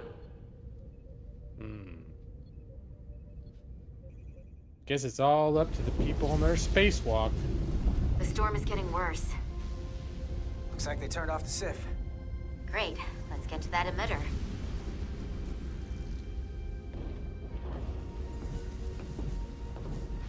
It's like the Batman and Robin walk up the side of the building gag.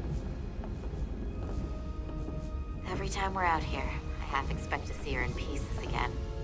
She's still got some scars on her. It adds character. When I joined Starfleet, all I wanted was a ride out of town. But this isn't exactly how I pictured it. On the outside of the ship? No. Brad, you missed some Sometimes it feels character like we're just setup. part of machinery. Don't you want more than that? I mean, Starfleet is noble and all, but it's still a machine. A massive, massive machine. I am more than that. And so are you. You wanted to get away. I enlisted because... Wait, gotta see. I think I updated her opinion of me by what I just said. Ed Solar felt inspired by Carter's words of encouragement during the hull walk. Yeah, so far I think I'm making friends with everybody. But welcome back, Brad. Yeah, you missed the introductory setup to the story. But we haven't launched the ship yet. That's the big moment, is when the ship leaves dock. So you didn't miss that, Brad. And welcome back. I didn't want to wait years just to get out and see the galaxy. I wanted to go somewhere, see new worlds, look up at a sky no one's ever seen before. Just because I'm cranking a hyperspanner up in a Jeffries tube today doesn't mean that's all I'll ever be.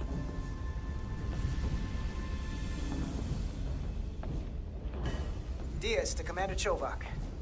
We are at the Sif emitter. Acknowledged. You may proceed with the recalibration.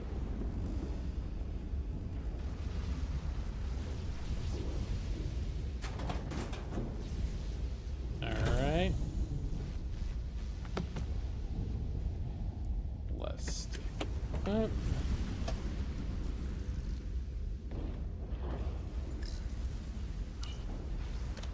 I guess I'm going to use the calibration tool. Beginning recalibration.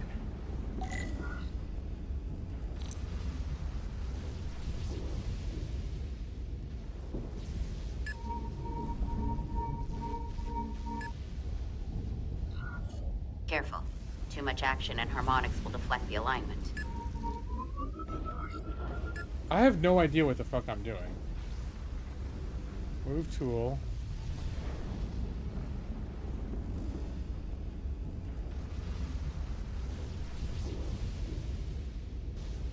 Move tool.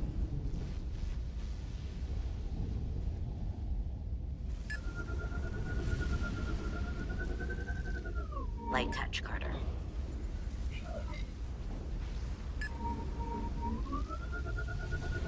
Oh wait, I think I see what's going on. Okay. Oh.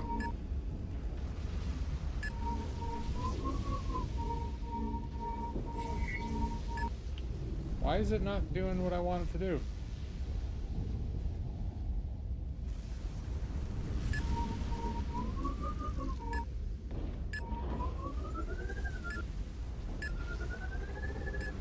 Is that what we're trying to do? Alright, I sucked at that. Looks good. That wasn't so hard. I bet I can go in a Jeffries tube at some point. Wouldn't be engineering without going in Jeffries tubes. Commander Westbrook, right? Chief Science Officer. You remembered my name and my rank. Impressive. An asshole. Yes, I'm the Chief Science Officer, and I have the dubious honor of being the most senior officer on this bridge. I know this ship inside and out. Better than just about anyone.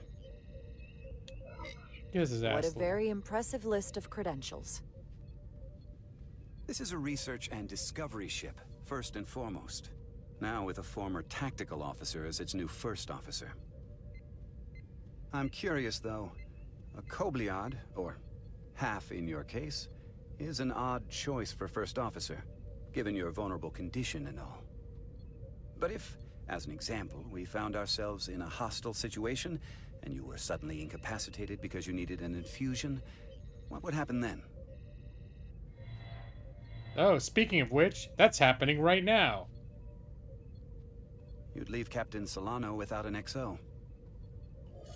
Granted, that would be a worst-case scenario, but not outside the realm of possibility.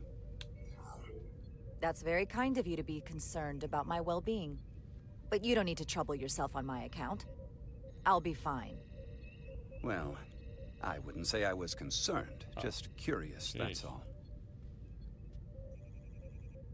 Listen, can I be blunt, Commander? I see no reason to stop now. Commander Sutherland, your predecessor, was one of the best first officers in all of Starfleet. His record was impeccable and his reputation was without equal. I mean no disrespect, but the shoes you're stepping into are almost impossible to fill. He was loved by the crew. And he was one of my closest friends. So I can only hope that you'll live up to expectations. I don't think I could ever replace Commander Sutherland. And it would be a mistake to even try.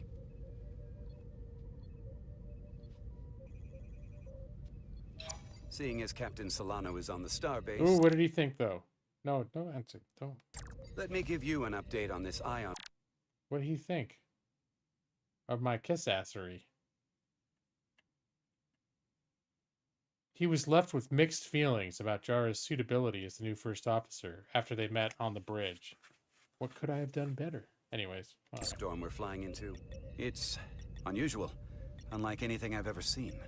At the moment, I can't tell you if the Resolute will shrug it off or if we're putting ourselves at risk. However, if we learn more about its patterns, its nature, we can come up with a scientific countermeasure. Just a moment. Uh-oh.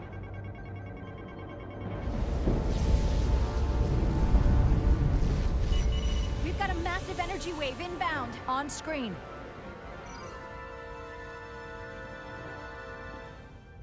Tracing its trajectory. Starbase docking clamps are holding. The storm's emissions are fluctuating, coming in waves.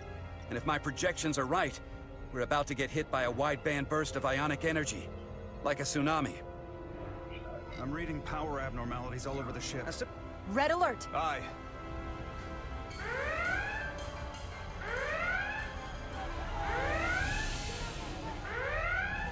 Evacuating main gangway and retracting. Putting sensor visualization on screen. With the structural integrity field shut down, we can't take a direct hit. Time to impact. 1 minute. Shield systems are severely impacted. We have limited protection. I need every available solution. What are our options? We can weaken the impact of the storm with a deflector pulse. There's a better way. I'm sending all auxiliary power to the deflector dish. Send the aux power to the shields. We can't reactivate the entire shield bubble, but it's a directional threat. So we can orient all we have towards the wave.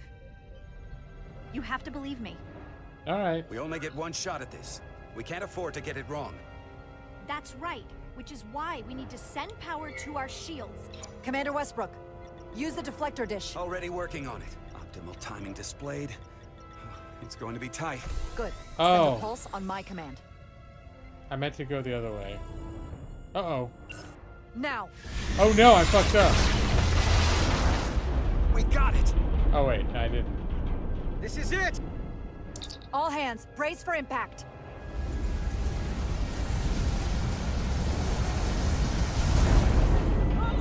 I think I meant to choose the other girl's thing.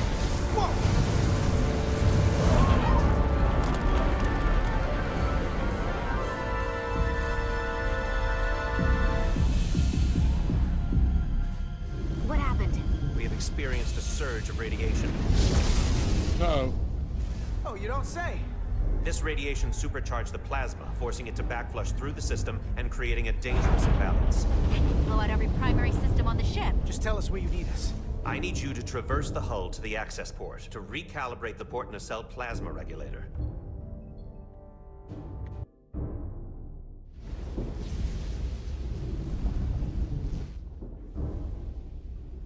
We've reached the first access point.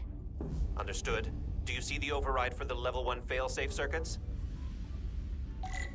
Yep, time to mess up some more QuickTime events, huh? Affirmative.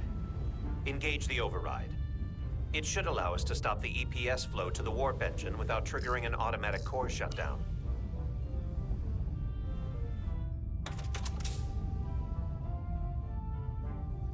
Alright.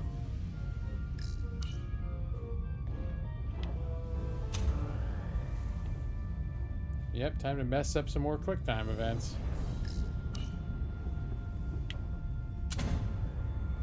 Failsafe override engaged.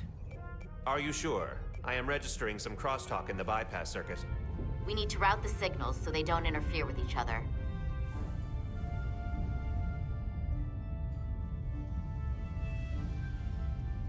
Okay.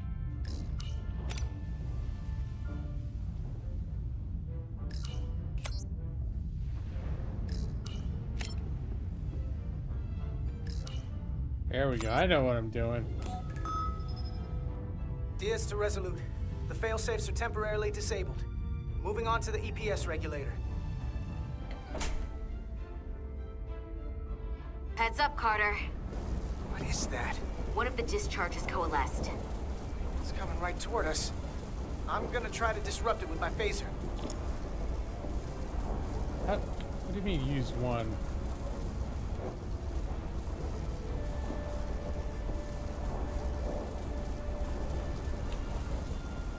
Left trigger aim, right trigger fire.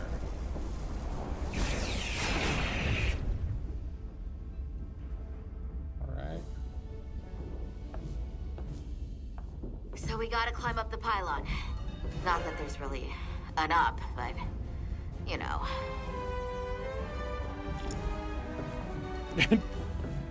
Use photon torpedoes. Have torpedoes away!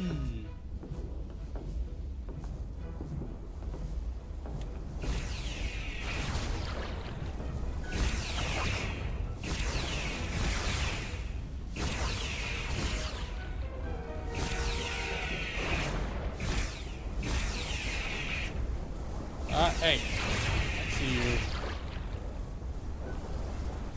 Oh, no.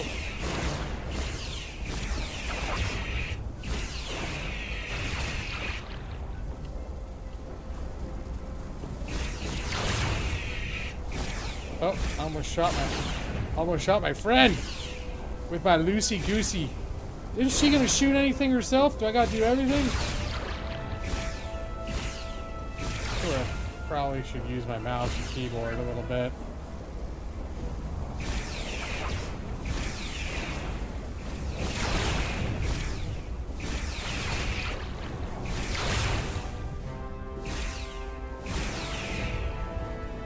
Alright, yeah.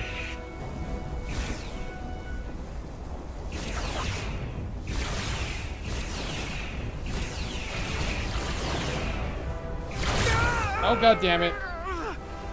Are you alright? Yeah. Suit took most of it. Snuck up on me. That damaged your suit.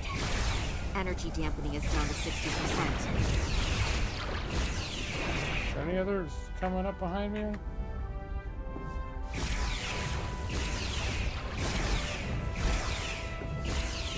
Oh, there's one coming up right here. Any other?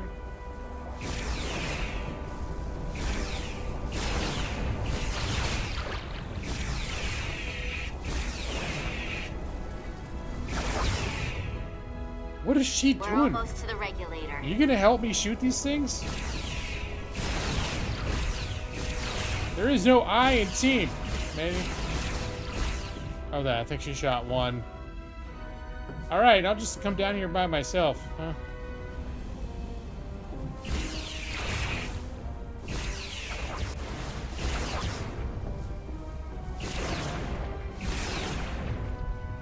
We're at the regulator.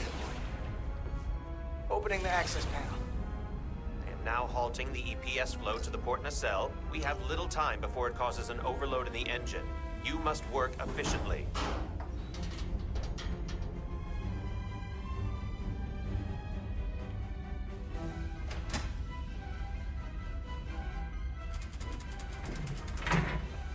Is this efficient enough?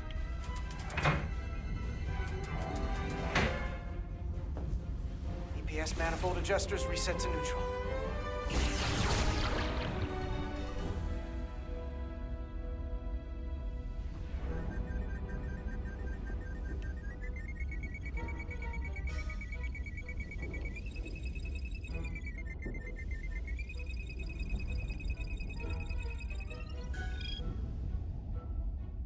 The EPS lines to the port warp engine are back in balance.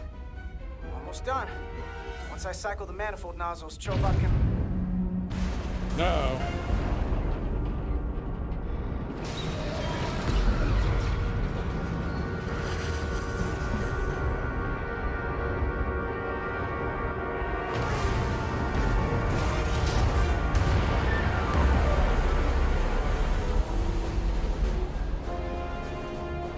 That doesn't look good.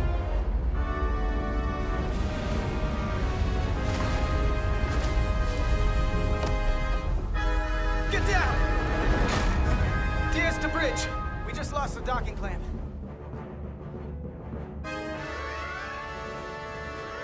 got a lot of debris coming down. All vibrations, too. We can't finish the EPS regulation in these conditions. Please advise. We have to release the ship from that other docking clamp or the hull will be ripped apart. There's a problem.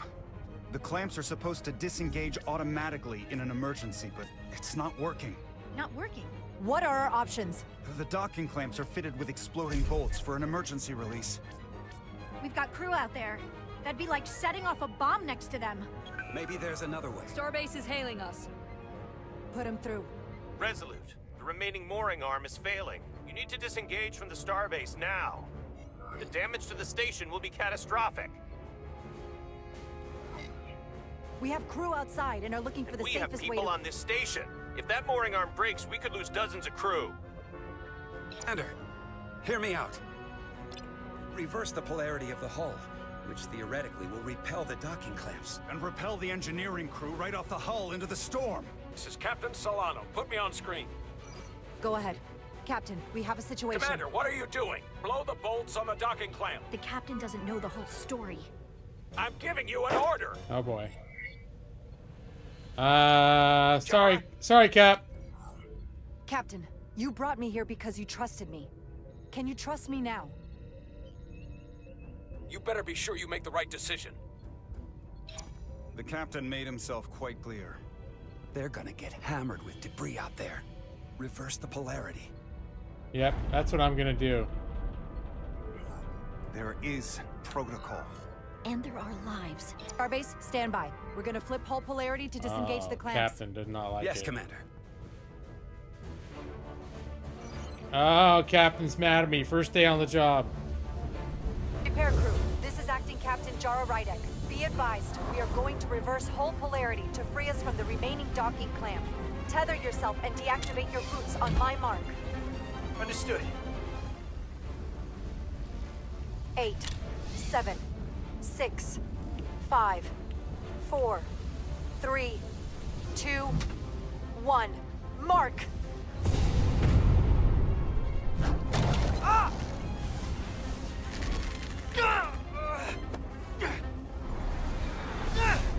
Grab my hand! Wait. I got you. Thank you.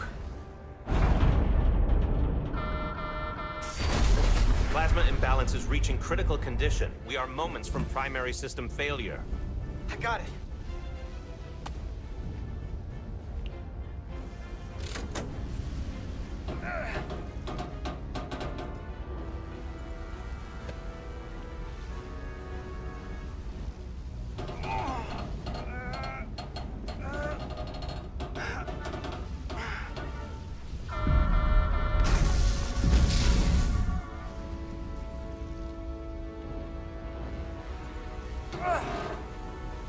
Come on.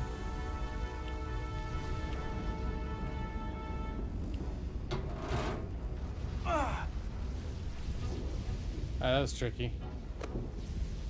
Teamwork make the dream work, baby.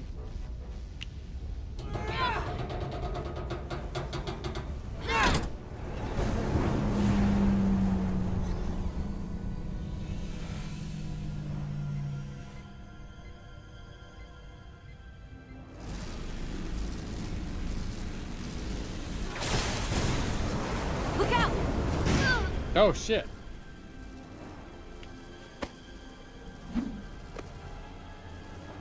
I got you. Petty Officer Edselar's hurt and unconscious. I'm gonna have to tow her back to the airlock. Mr. Diaz, the situation has changed. You are at risk of triggering a substantial electromagnetic arc if you approach the main hull the way you came. But Commander, the way we came is the nearest airlock. There is an auxiliary hatch near you on the far end of the pylon. You must bring Miss Edselar there to access the interior. All right. Roger that. Going there now. Oh shit. Yeah, keep going.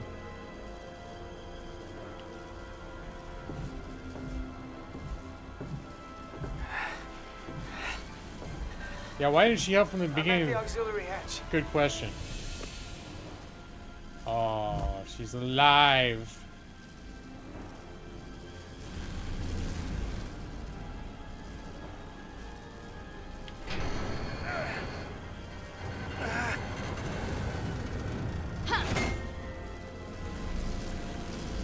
You go first. What? Let me save your neck this time. No time to fight me on this. Get in there! Not on your life. Let's not let it come down to that. Last time I did play this far before, and I I went first, and then she got pissed at. Then she was mad at me afterwards. She's like, "You go first. I don't want to argue." So I was like, "Okay," and I went. And then she was all bitchy. Oh damn! Now I got the green stuff on my face. But wait, let's see. Oh yeah, let's get an assessment of how pissed off everyone is. Captain Solano was furious. Jara defied his order. He did not blow the bolts on the docking clamps, as he instructed her to do. She admired her instincts to protect the crew when Starbase ordered her to disengage the docking clamps, and she thought highly of Jara's efforts to explain the complexity of the situation to Captain Solano. She was relieved when Jara defied Captain Solano's orders and made her own command decisions in the moment. So I think everyone probably who's on the ship probably liked what I did. Alright. Commander Westbrook respected Jara's inclination to protect the crew when Starbase ordered her to disengage the docking clamps. He applauded Jara's efforts to explain the complexity of the situation to Captain Solano. Ultimately, he was thankful when Jara defied Captain Solano's orders and made her own command decision in the moment. Commander Ermont was glad. Okay, he's happy about the thing I made. Same basic thing as the other guys. Of course, Lieutenant Commander Chovak, the engineering chief, did not approve of my unwillingness to follow protocol when she defied the orders. Of course he is. He's a stick in the mud. He's a Vulcan, Brad. Ensign Calloway was grateful for Jara's sincere. Okay, that's a guy I met on the shuttle over. He didn't have anything to do with this. See, look, Edsela was grateful when Carter put her safety ahead of his own out on the hull. When I played this before, because I figured when she's like, "Go in, there's no time to argue," I was like, teamwork makes dream work. It's like a coordination. If she's like, "Go," you go, and don't waste time arguing. Just go, and then she goes, and you're both down faster. And in real life, that's what I would do. If someone was like, if it was a split second thing, and someone said, "You go first," I just like, boom, I go. So that you don't sit there going, "No, you go. No, you go." And then you're both dead, right? Because you're sitting there going, "No." All right.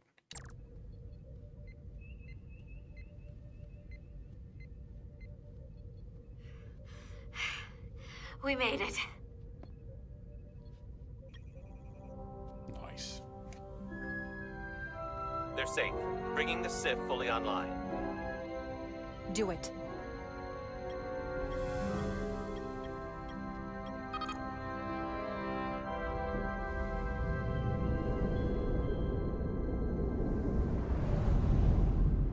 I would totally get Brad Nana on the ship.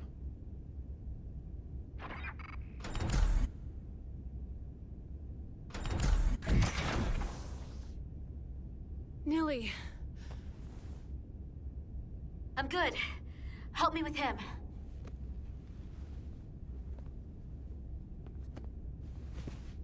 Let's get this off. Medical. Got one wounded at my location. Carter. You don't look so good.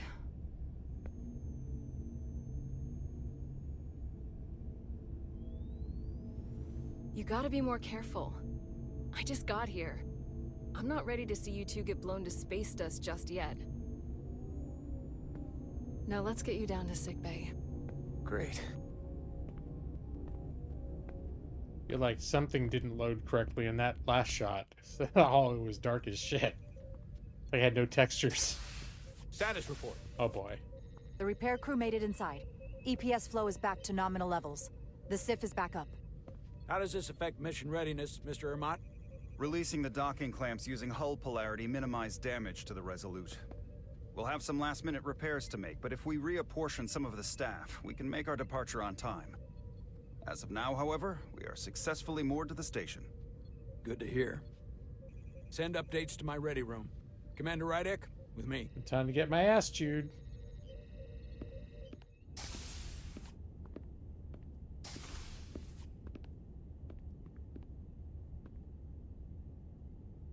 Oh boy, here we go.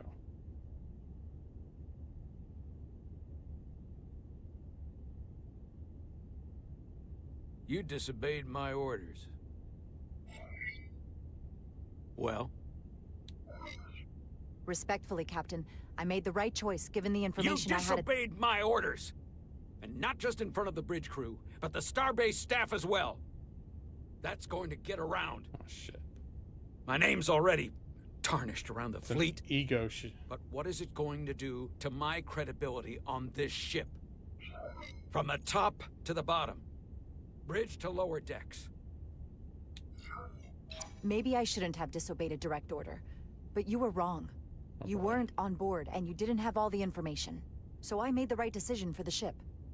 If you're worried about your credibility, put your ego aside and trust your crew. Trust me. You might have won some fans on the bridge with that stunt, but not everyone. Lieutenant Commander Chovak has already bent my ear. I'm sure he doesn't take it personally. He'll get over it in time. Mr. Chovak is more complicated than he would want to admit. I guess we all are. And, if I'm being honest, I'm not sure what I would have done in the moment either. You never really know if you weren't in those shoes. So, let's just boil it down to, you did what you had to. Thank you for understanding, sir. I'm sure no one knows the burden of command as well as you do. I'm sure you will, someday. Oh, he still likes me? Despite it all, we got our final Starfleet clearance to depart. So if you'll fetch Mr. Ermont, we'll knock out the final details of any outstanding repairs, and then we'll set out for Hotari. Yes, sir. Here it is, Brad. It's the big launch of the ship. Every Star Trek movie's got to have the big ship leaving Starbase. Big ship, the big scene, you know, the departure scene. Full impulse power, or whatever, thrusting. What are they? They can't use impulse. Oh, no. Only no All wells. departments reporting full mission readiness. All right. 1/4 impulse We've power. got our full complement on board. This is my favorite moment, right now. The start of a new mission is always full of possibility. The Orion Syndicate could sell it as a drug. Don't let the Admiralty hear you say that.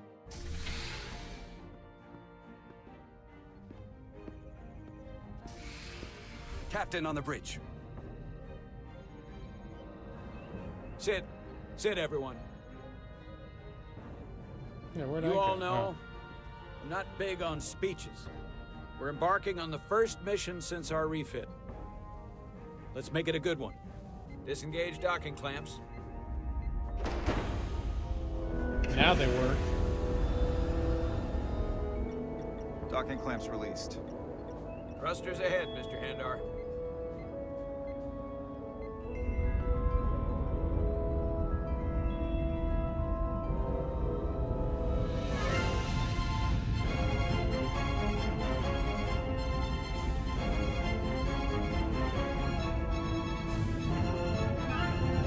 All right, wave, everybody.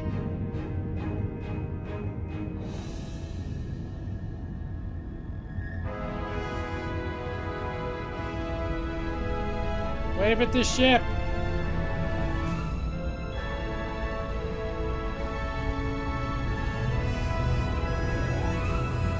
That should do it. Set a course for the Hotari system.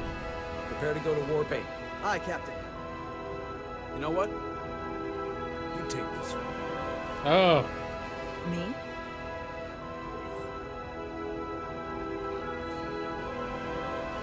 Engage. Stick with the classics.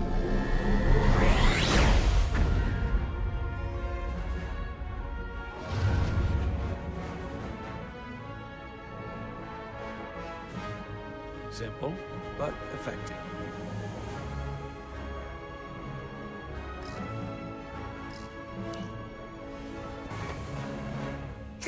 Whoa.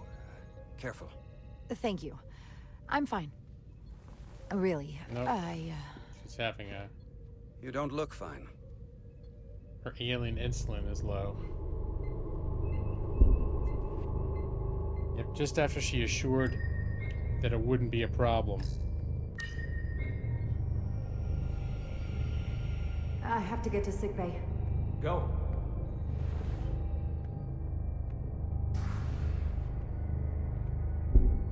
Commander, help me get her inside. Uh-oh.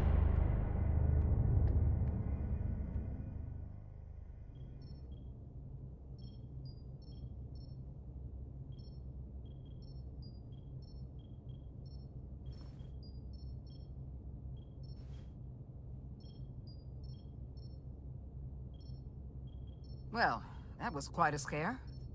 A few minutes more and it would have been one of the shortest tenures on record for a first officer. Is that the engineer that was out on the hull? That storm did a real number on him, but he'll live. Just needs rest. You should worry about yourself.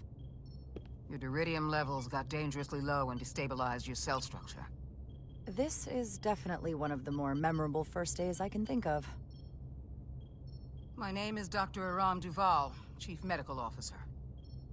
To be honest, I've never met a Kobliad before. You're... rare. I know. I was going to say special. Your people's numbers have dwindled, despite the Federation's efforts to find a more readily available alternative to the duridium you need to survive. Yet you joined Starfleet, and managed to thrive. I imagine the responsibility must be overwhelming. Maybe even a burden at times. I know what it means. And I know the responsibility that comes with it. But I can't be anything more than who I am. And if someone has a problem with that, or expects something else, then that's their problem, not mine. That's exactly right. And don't worry, I won't treat you like a science experiment. I just do the science and leave the experiments to Solano. You don't agree with his methods? I don't agree with his definition of acceptable risks. Not when the lives of your crew are at stake. My professional opinion is that the accident took a toll. More than he's willing to admit. He's overstressed, operating in the pressure cooker of his own mind. Which is never a good headspace when the lives of your crew are at stake. What concerns me is that now he's even further away from the thing he's been chasing his entire career. Breakthrough discovery. The major innovation. Something he can put his name on. But the more the time passes and the further out of reach it gets, the more risk he'll be willing to take. I hear you. But that's my job, isn't it? To make sure that doesn't happen. And we don't lose sight of the bigger picture. Which is exactly why I'm so glad you're here. We need you now more than ever. And I have to give you credit for what happened on the bridge. It took guts to defy a direct order. Huh. I guess word travels fast around here. It's a small ship. And everyone's curious about the new XO. Fortunately, your cell structure's almost completely stabilized. And I'll spare us both the lecture, but I do feel it's my responsibility to remind you, without regular infusions of duridium, you will not live. It's as simple as that. Understood. Then, my work here is done. Yeah, that's a close call.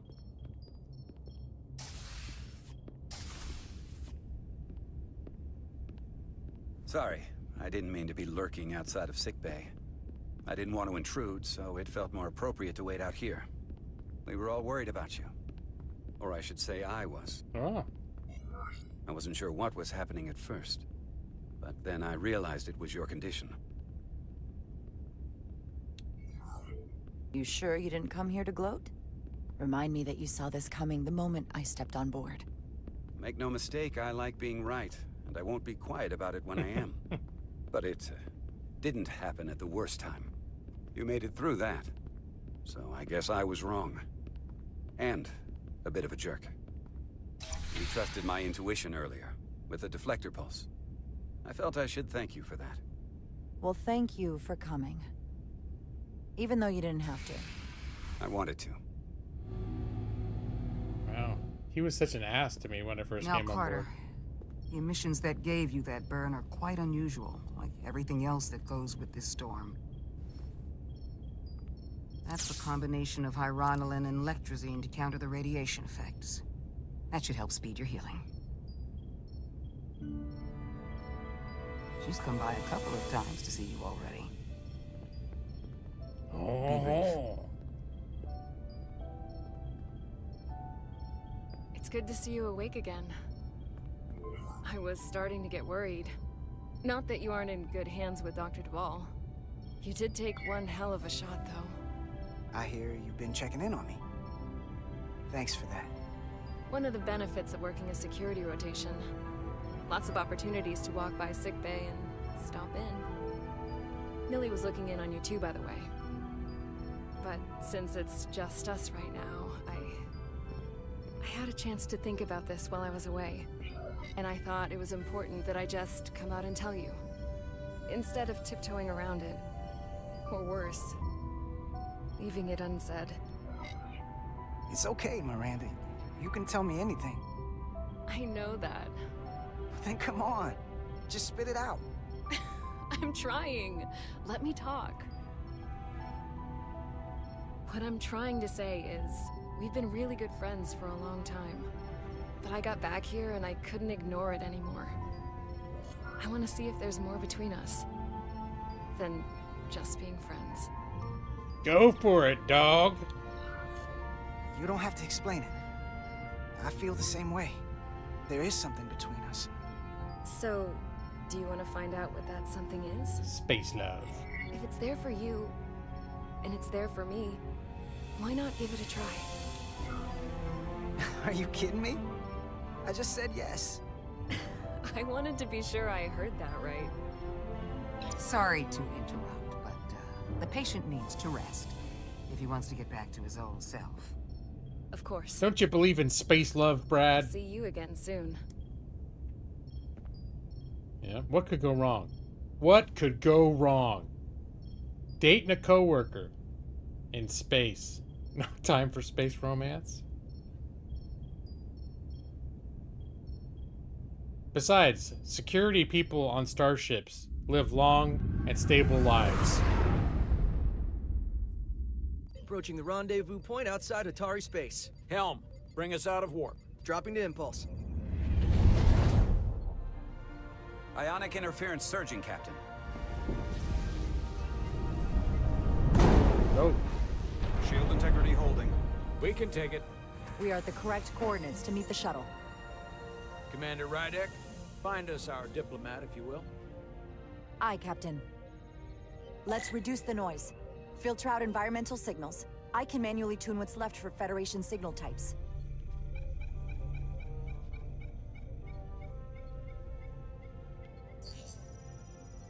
All right. I've located the shuttle. Opening comms. On screen.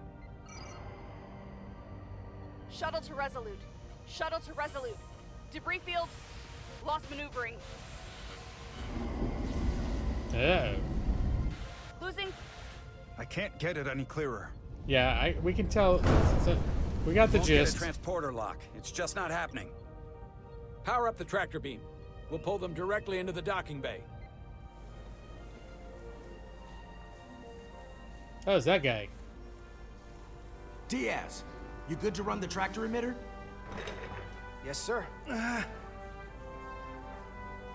You sure? I'm sure. Yep. Just go ahead and F everything Come up on, because you Diaz. can't admit you're hurt. Okay. First thing, lock onto the shuttle and stabilize the rotation.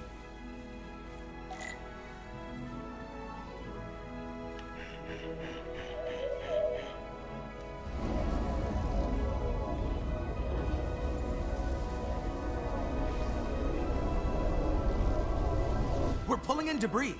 I'm on it.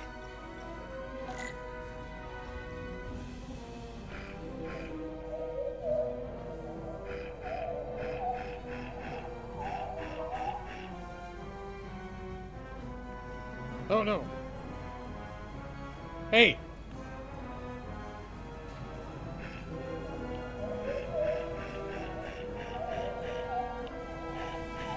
All right.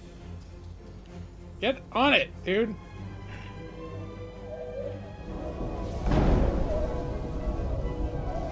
Uh-oh.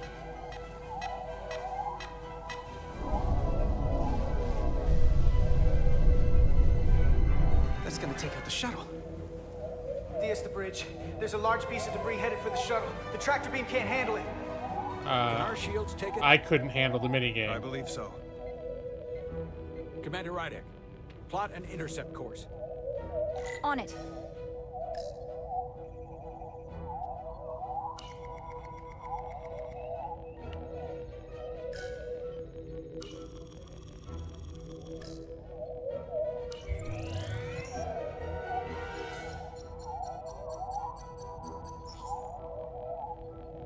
Here we go. Maneuvering thrusters bearing 53 Mark 17. 200 meters on an intercept course.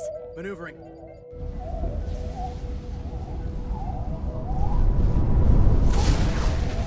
Got it. Whoa! Someone's working hard on the bridge.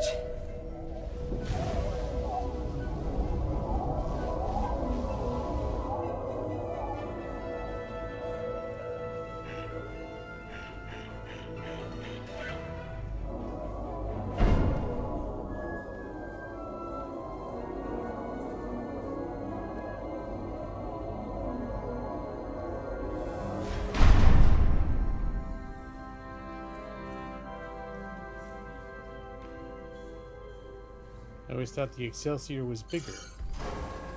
We got the shuttlecraft on board. Good job. We're on our way down to meet them.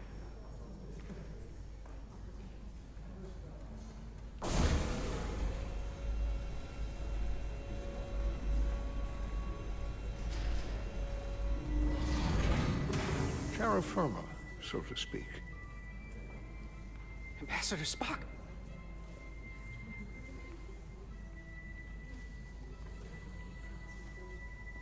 It's Mr. Spock. The captain will be right down to meet you, sir. In that case, I will wait for him here.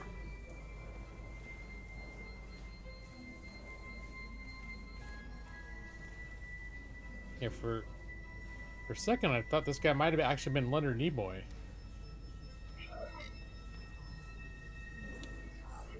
Well, let me be the first to say, welcome to the Resolute, Ambassador. Thank you, Petty Officer...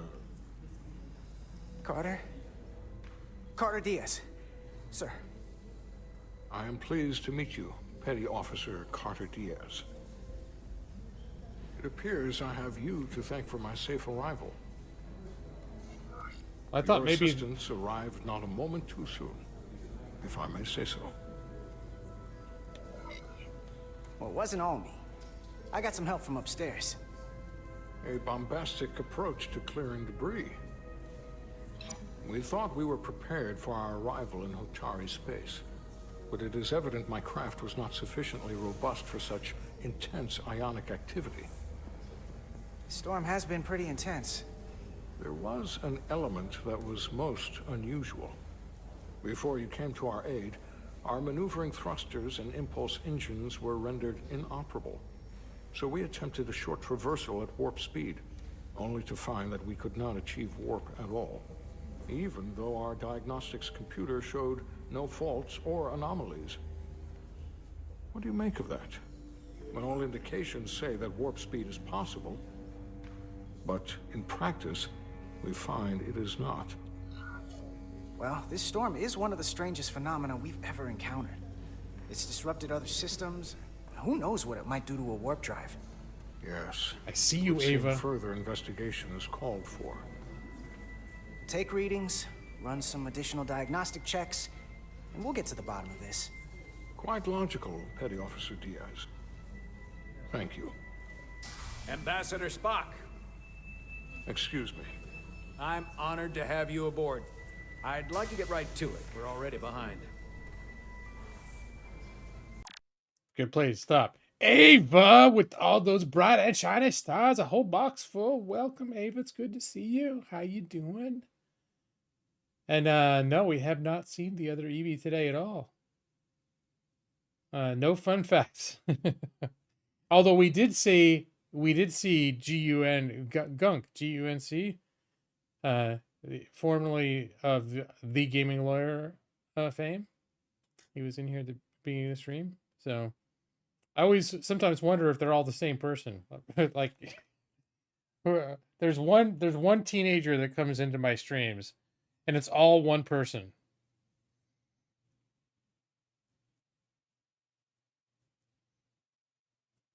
But so far Gunk has been pretty I think he's been a pretty tame, a pretty well behaved viewer. So of the non-irritating sort. There's only one real Eevee. Oh my gosh, you're moving house after 5 years. Irritating and stressful. Yeah, no, moving is no fun. When we moved here, we'd been in the same place for 10 years. But that was an apartment. So, and that was a pain in the ass. But yeah, it depends on like if you're in a house, you probably could accumulate even more crap to that you have to figure out, like what's coming, what's going away, all that stuff. Yeah, moving sucks. So, there are worse things. I always there's a part of moving that I also kind of like just that the change, and there's kind of an adventure to it. But the actual task of doing everything sucks. And it really, the closer it gets, the more stressful it gets too. Like every time I've moved, there's always some point within the last day or two where it just feels overwhelming. You may have to move this year if rent goes up. Yeah. A 3-bedroom townhouse. Okay. So I guess everything's expensive everywhere. It's not just here. Yeah, rent's gotten pretty nuts here. We're priced out. Like our Oregon is rent controlled, so they can't raise rents to they can only raise rent a certain amount each year. And then during the pandemic, our apartment complex didn't raise our rent at all. And we were also wondering it might have been an oversight. Like we think they might have made a clerical error, but we're not gonna be like, hey, aren't you supposed to raise our rent? So we've been pretty lucky, but like if we moved into our apartment where we live right now, if we were someone who is like just moving in for the first time, we couldn't afford it. So moving in with one of your best friends, he's got a 5-bedroom house. Oh dang, okay. Well, I hope that works out. So that sounds like that could be really good. Let's see. Now, while we're on the pause screen, let's see how oh no. So you're playing 2 persons in this game. You're playing the new first officer that just took over and has big shoes to fill. The Captain Solano's fury over having his orders defied was compounded, that it got worse, by Jara's continued rebellious attitude. I was just trying to play it straight after the fact. Continued rebellious attitude and stubborn opposition to his leadership, leaving him questioning his choice of first officer. This is not going so well for me. All right, everyone else is pretty much the same.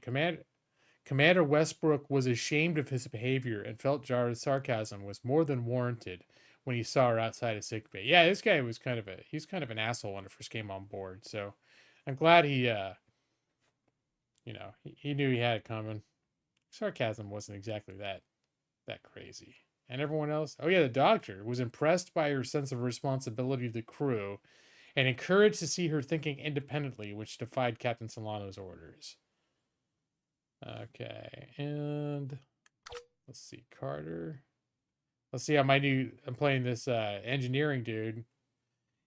His new girlfriend, Miranda, was thrilled to learn Carter's feelings for her tend toward the romantic. Space romance, Brad. And she looks forward to seeing where this relationship might go. Space romance. What could go wrong? Found Carter continue to be respectful and responsible when he and Edsela were almost late in the main engineering. All right, that's from the very beginning. And then Spock, what does Spock think? Oh no, Spock was not terribly impressed by Carter's use of the tractor beam to rescue his shuttle. Okay. Yeah, I accidentally let one little asteroid hit the shuttle on the way in. But they got in okay, you know. And he was left with the distinct impression Carter is a team player. Well, I hope, you know, Mr. Spock appreciates that. Yeah, well, I did my best, Brad. He may think I'm a clown, though. It does seem like he was not terribly impressed by my use of the tractor beam. Is that the same as, is that like another way of saying he thinks I'm a clown? It's like the Spockian way.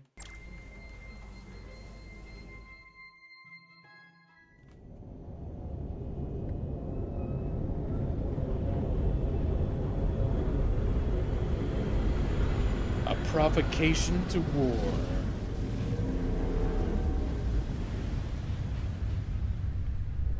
Uh-oh. A meeting room. That's some high stakes decisions. Who am I going to piss off now? My senior staff.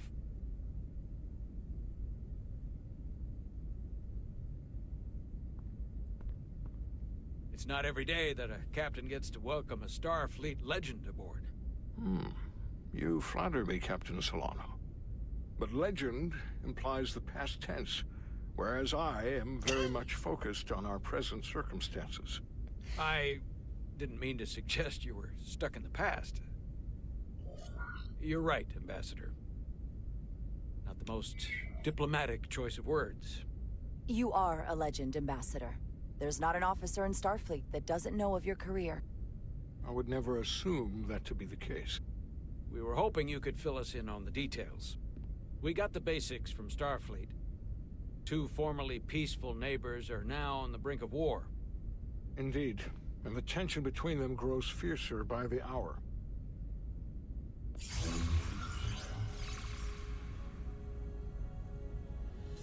Elydia and Hotari. Elydians are the more advanced species. They made first contact with the Hotari over a century ago. This is Tau, the Hotari moon. It is rich in dilithium, and for decades, the Hotari and the Elydians have shared a mining operation there. The Elydians provide the technological resources, while the Hotari have served as the labor force. The stability of that arrangement was the source of their peace, until recently. The Hotari have suddenly and forcefully seized control of the mining operations and expelled the Elydians from their system. That is the official story, as told by the Hotari when they requested Federation mediation.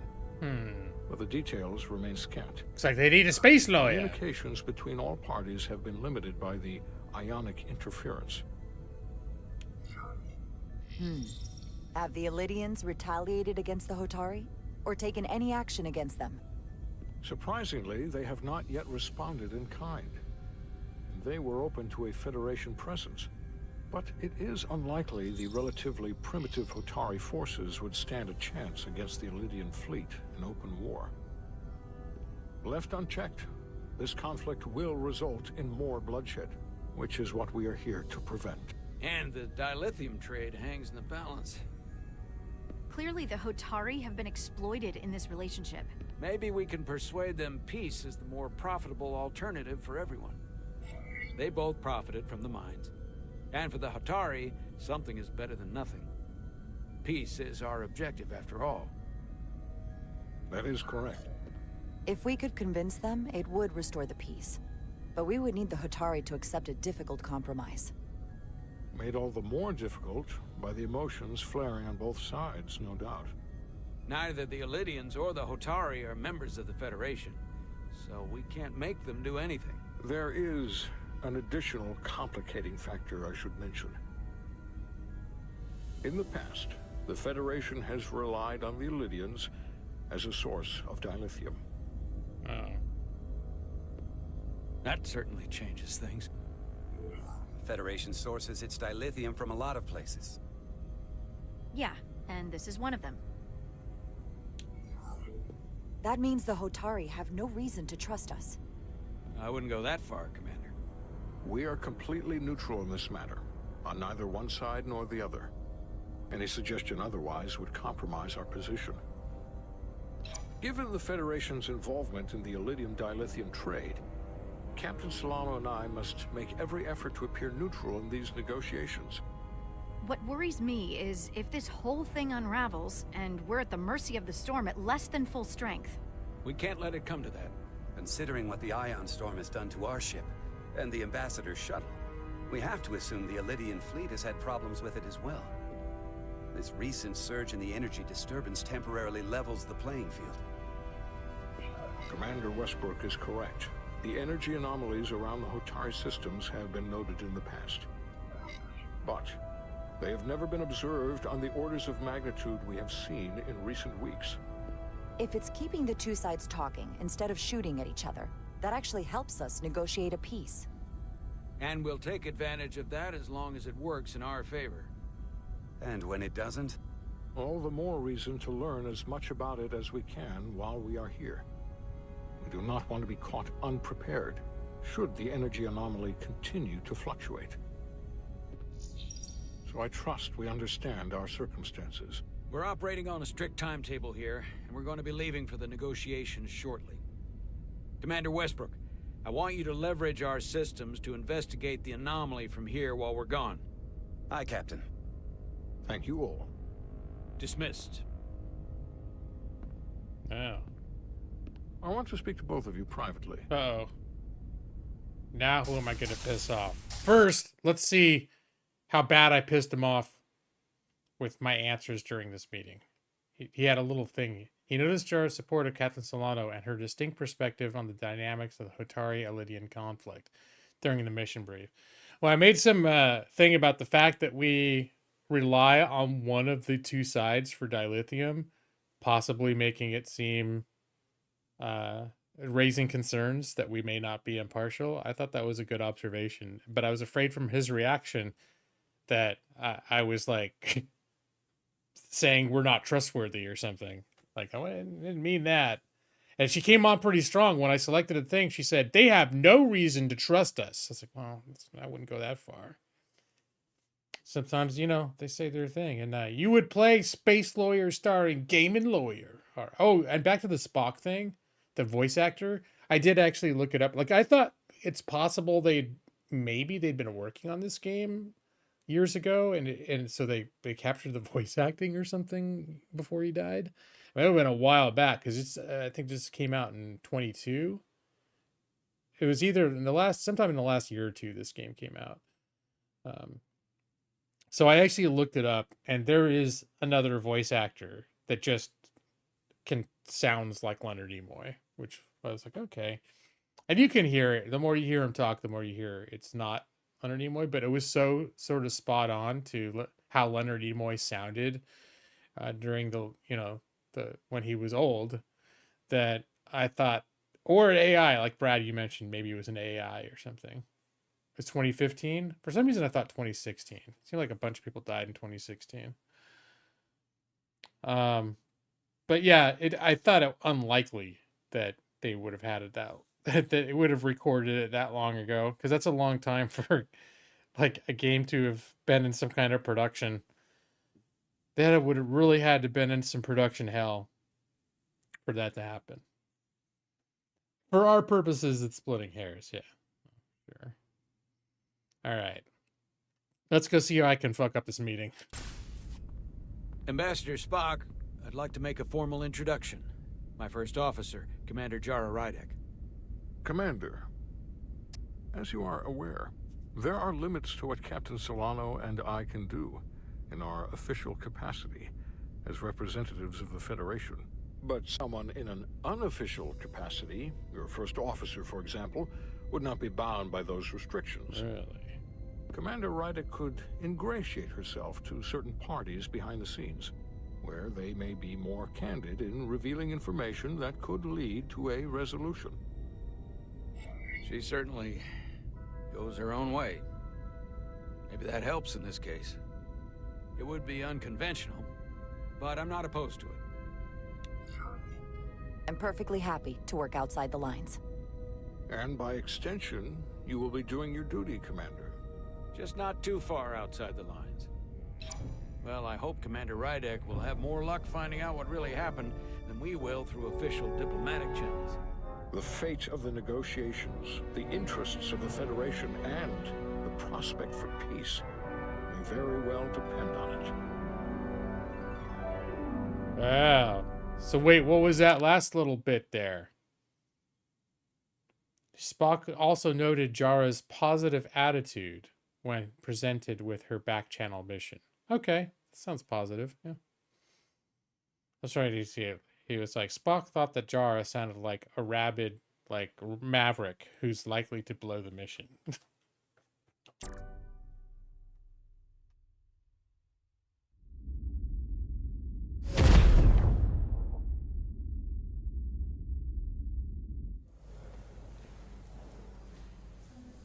Navigational complexities.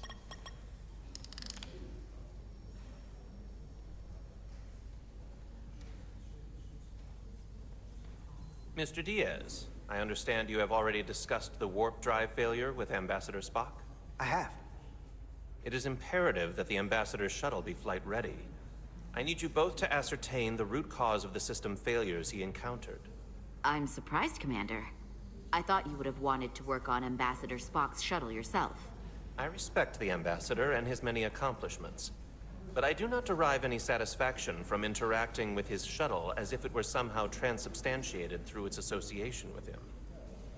Especially when I have the entirety of this starship to concern myself with.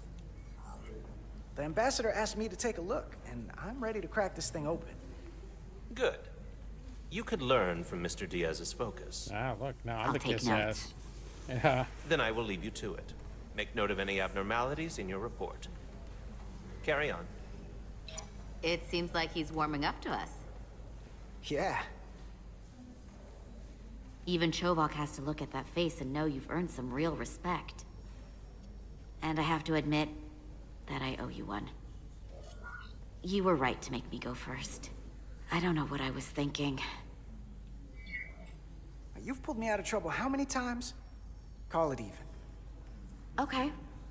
At the very least, maybe I can track down that bottle of Saurian brandy you're still on the hook for.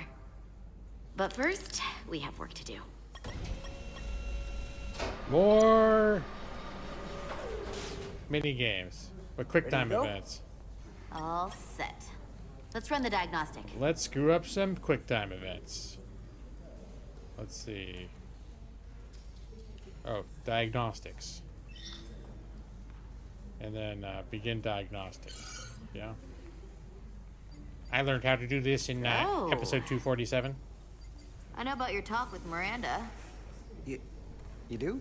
She sent me a Priority 1 dispatch right after your conversation. I'm happy for you. Both of you.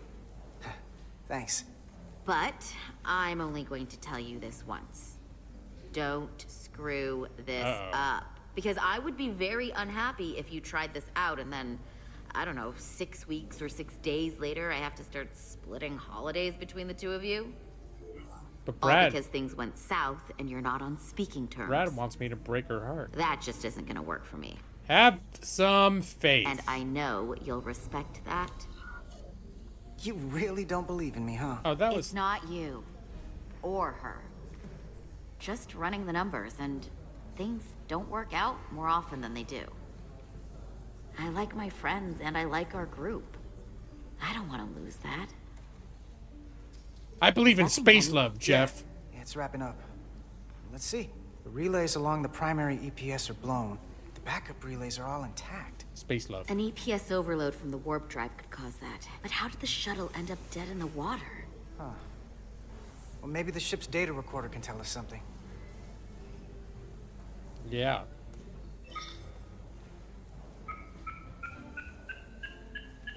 Here. They were only about 8 minutes from their plotted warp point. No faults, just those warnings. What are they? Let's see. We got that one.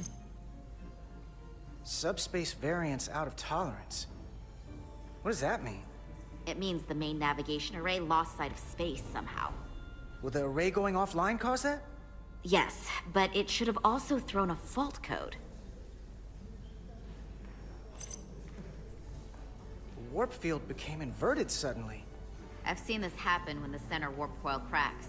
A cracked warp coil throws a fault code. Still, we should take a look. There was a complete warp cascade failure. Wow. They're lucky the shuttle didn't turn inside out. Makes me think the computer panicked on the warp field equation. Any one of these failures should have thrown a fault. If it was caused by a system failure. None of this caused the relays to blow. Roll forward to when that happened. Yes, ma'am. No, Ava, I'm going to make sure that this love lasts forever. Because I believe in space love. Here we go. So here, they take a moment to get their bearings and they attempt to re-engage the warp drive. There. That's the relays blowing. And look, there's another warp system alert. Space love. They're all the same. Subspace variants out of tolerance, or warp inversions. Finally, there's a complete warp cascade failure. Then it's one of two things. Either a warp coil is cracked, or the navigation array is offline. That makes sense. Divide and conquer. You want to check the warp coils or the navigation array? I'll check the other. Let's not overcomplicate this. One of these systems is likely broken. I'll check the navigation array.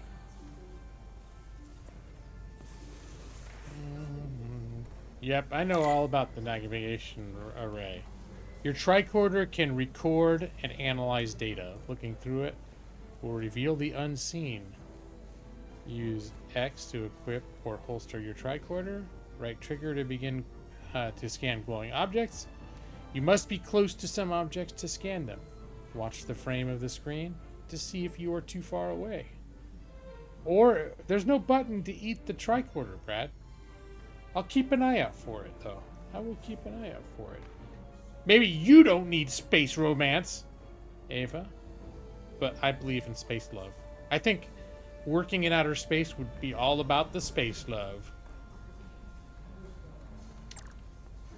Alright, let's get this, here, we're gonna scan this. This little doohickey. Out of range. Okay, yeah. Oh, I have to go. I guess I brought this thing out a little early. Here. Some objects you scan will activate a deep scan. Use Q and E. See, they're fucking up. It's like they can't decide whether I'm using a mouse and keyboard or not. Alright, well, I'll have to figure out what the controller equivalent is to Q and E. To switch between different scan modes and search for glowing objects. Mode indicators. Yeah, maybe get the keep the mouse out of frame. The mode indicators in the tricorder will blink if there's an object to find in that mode. When you have scanned all objects in the frame, I'll change color. Hold. Now I know that's the right trigger. Save the game, then have an epic fail. I don't know. Except do what Jeff said, except the saving part. I feel like I'm getting bad advice from you guys. I don't know what it is. I just feel like you are giving me bad advice. Alright, what the hell is going on?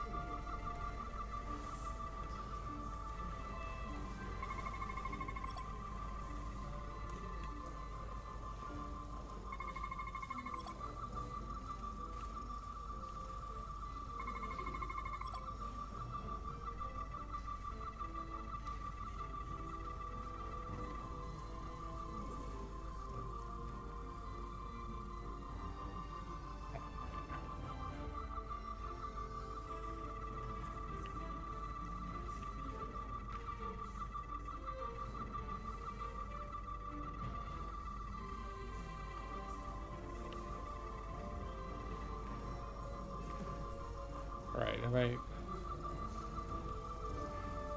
I think I did this already, right? Yeah. Holster.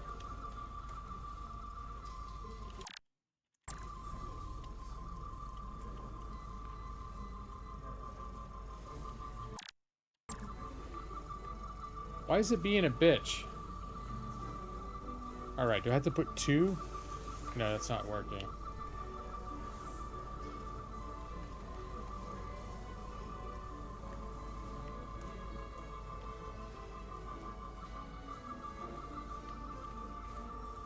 Alright, well, it's definitely not letting me holster.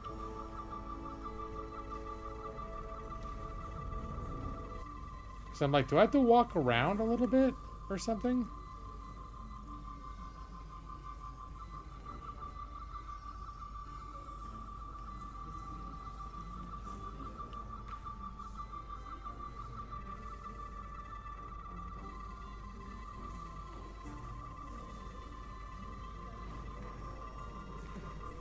They're functioning normally. I think I'm done. There we go. Navigation array checks out, so it must be a coil. Except it's not. Checked and double-checked. Well, the readings don't lie. Here comes the security detail for the way team. But it wasn't letting me holster it was the problem. Like, I thought I was done, but... Hey, look who it is. Space Love. Hey. Hey, space girlfriend. I'm not here. Have a space kiss? We're escorting the negotiating team to the surface as soon as they come down from the bridge. I don't want to interrupt some important work. I was just hoping to see you before I go. Look, she's a fiery redhead like the captain Ava. And the others will be here any minute now. Should be an interesting ride down to the surface. Yeah. You're the one with the important job to do. Keeping the captain safe. And Ambassador Spock. It doesn't always feel that way. Baking in the hot sun, standing guard next to an empty shuttlecraft. But it has its moments. Hey, Maris. Aren't these those button pushers you're always hanging out with? Oh. And you're the phaser jockeys we always beat in Parisi squares, right? All aboard for Hotari. That another one of the captain's railroad things? Gotta be. I just usually zone out by the time he gets to the whole, steam engines were the warp drives of their day part. Catch y'all later.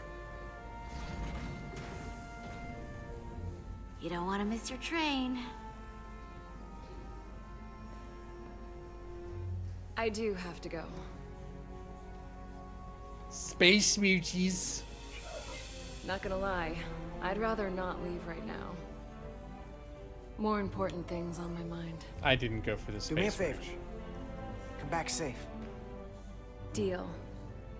Try to keep it professional while we're on duty.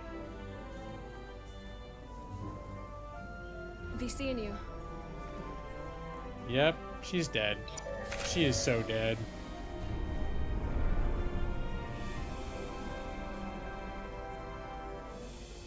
your villain era.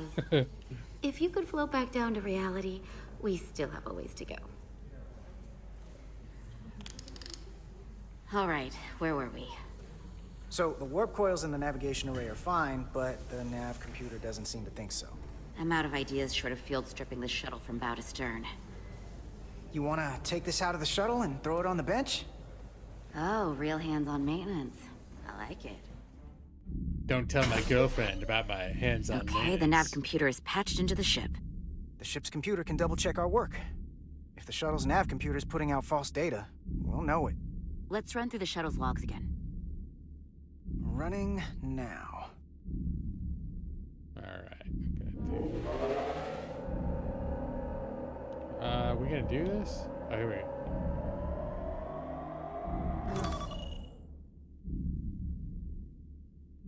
Same. Warp field inversion and a cascade failure. However, the Resolute computer doesn't show the same subspace variance. We're in the same conditions that the shuttle was in when it failed. Why wouldn't the ship's computer get a matching result? What if the subspace variance was a momentary occurrence? That's a possibility, and it would explain why the simulation under our current sensor readings failed to reproduce the issue. But a subspace anomaly strong enough to cause a warp field collapse would leave graviton ripples for days. Let's run with the momentary subspace variance theory for now. Roll forward to the shuttle's attempt to re-engage the warp drive. We need the conditions of space around the shuttle at the moment of warp failure. Resuming simulation.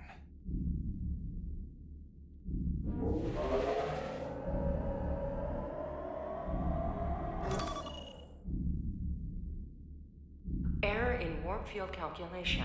Cochrane formula variables are out of range. That right there. Take the shuttle sensor data from that moment. Computer, why did the warp field calculation fail? Warp field pressure returned non-orthogonal. Results are undefined. That doesn't help. Wait, what if we use a different ship? Put the Resolute into the simulation instead of the shuttle. Yeah, it should warp just fine. Unless... Computer, run the simulation with the Resolute. Resolute simulated. Computer, give me manual control on the warp power.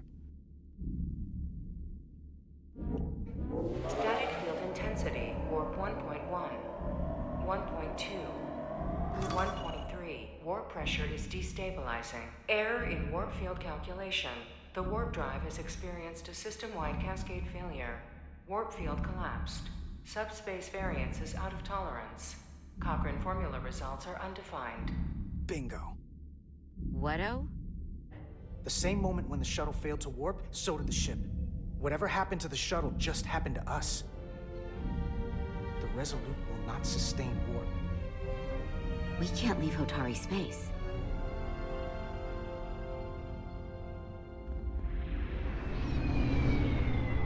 Oh. That's quite the development, Brad. So many graviton ripples.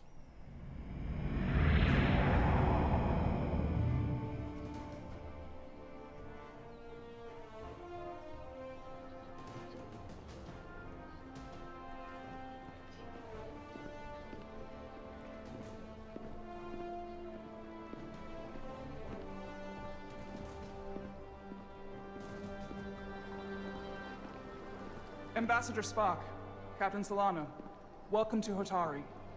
We are honored you've come. My name is Tyler Saltaris, Minister of Diplomatic Affairs. The honor is ours, and this is Commander Jara Rydick, first officer aboard the USS Resolute. You'll find she has a keen mind, and unique insight into the dynamics between the Hotari and the Lydians. It's very nice to meet you. Likewise. I hope... These must be the representatives of the mighty Federation. The reigning authority in the galaxy. Or so we've been led to believe. Hey, it's Adam Jensen. Whether that's true or not remains to be seen. But, either way, we're grateful you've made the time to come to our little corner of the universe. And you are? This is Galvin, and this is Citron, the heroes of the revolt in the mines. Adam Jensen, Deus Ex.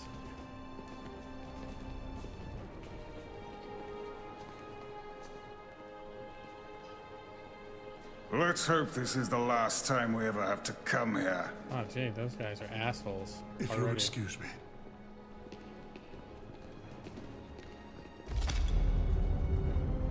I already don't like those guys. I think we're about to begin. They are assholes. Did you hear the arrogance from that guy? Yeah, I sure did. I don't know what we're walking into here, but that guy was something. He certainly seems full of himself. No missing that. You could probably see it from orbit. What a piece of work. Remember, we are here at their invitation. We must remain deferential whenever possible. Of course, but even that has its limits.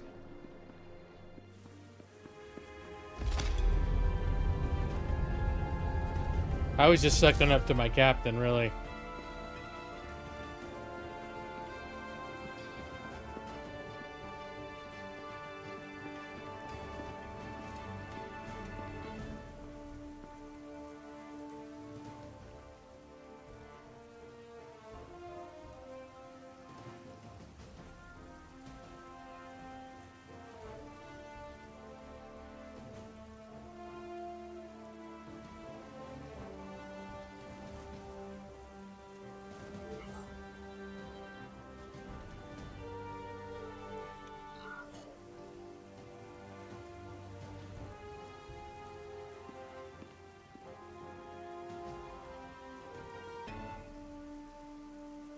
Ambassador Spock, welcome to Holtari Prime.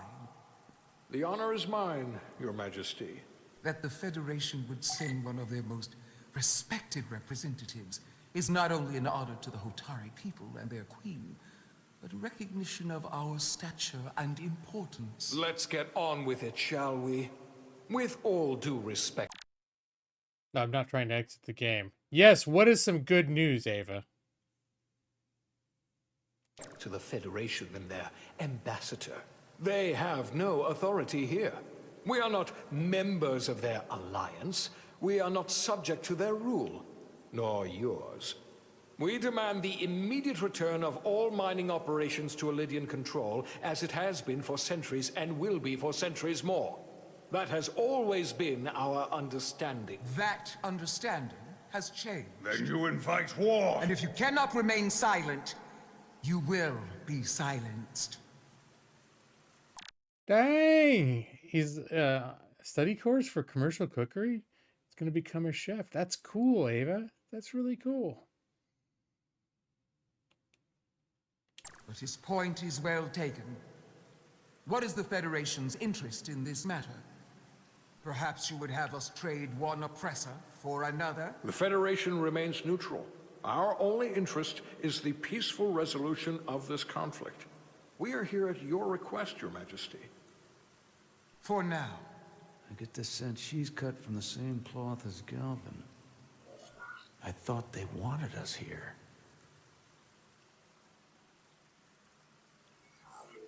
Was there something you wanted to say, Captain? Oh, no. What? My apologies. And what about the Kobliad? She's not part She of... can speak for herself, can't she? Oh my gosh. Then let her.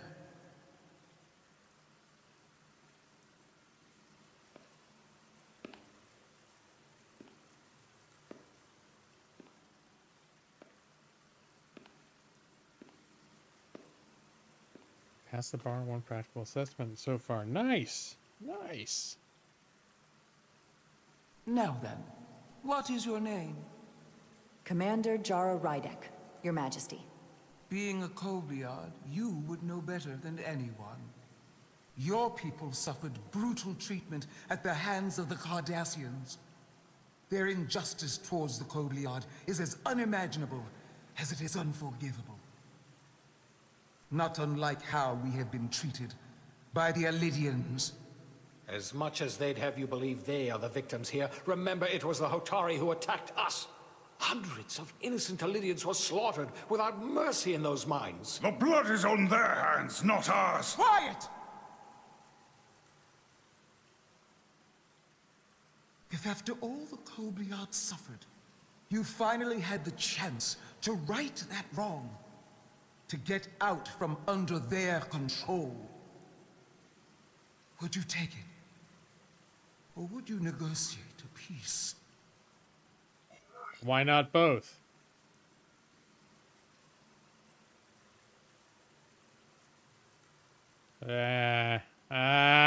Gosh darn it. If the opportunity presented itself, and I wish that it had, more than you can know, then I would right the wrong without hesitation. For the sake of the Kobliad, we suffered enough. Of course you would. It would be foolish to do otherwise.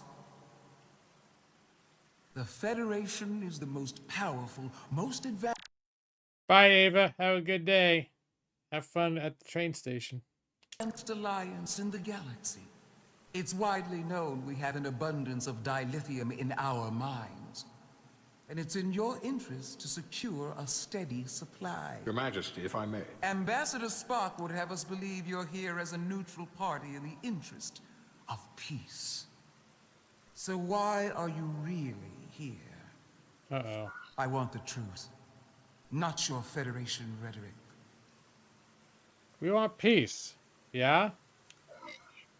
As Ambassador Spock has said, we've come seeking a peaceful resolution to this conflict, and have no interest in your dilithium. I'm not nearly as naive as you must think. The Federation has done business with the Elydians for decades.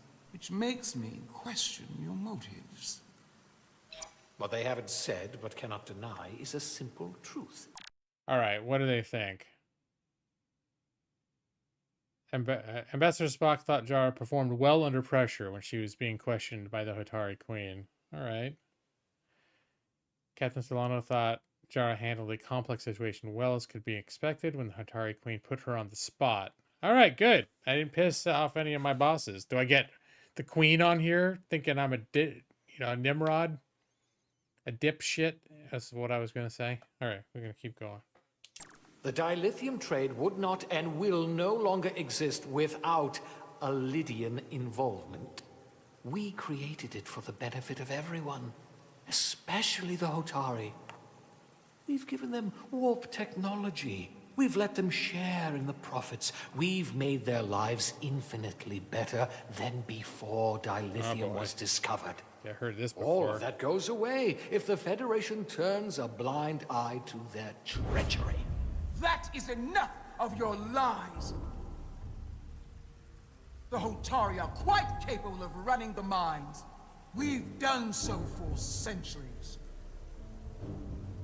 So tell me, who deserves control of the dilithium trade and the mines on Tau? Who should the Federation recognize? Oh, shit. The Hotari or the Alydians? We're supposed to be mediators. Can only be one or the other, not both. Shit. I'm not gonna say anything. Not gonna answer your damn question. Or they're not gonna let me. Oh, I guess. All right. Well, if I have to choose, I'm gonna choose the Hotari. Right? They're the underdogs, right? I think. I hope I'm not getting it backwards. If I have to choose only one, then it would have to be the Hotari. Well said. How could the just and wise Federation make any other choice? This is an outrage. The Federation has lost all credibility. The mines are ours. Lydia will not be deterred. We will take back our mines by any means necessary. Then you will see more blood spilled. I am more than willing to address your concerns, Your Majesty. Yours as well, Representative. But I suggest we could have a more productive conversation with a smaller group. Perhaps only the most essential representatives.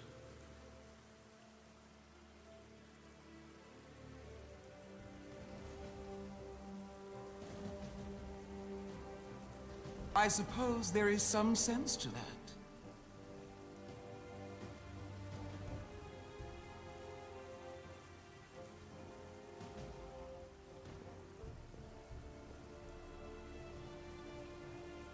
I hope we meet again, Jara Ryder.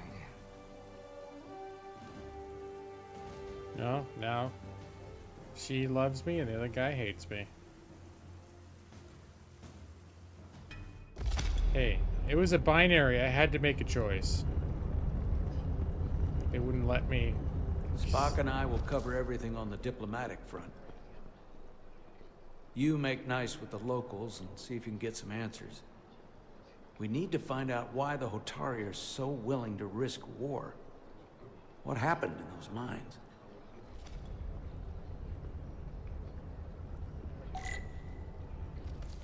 All right.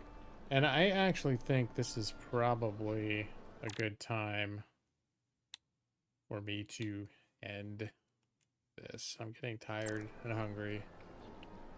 If I can figure out how to make the game stop.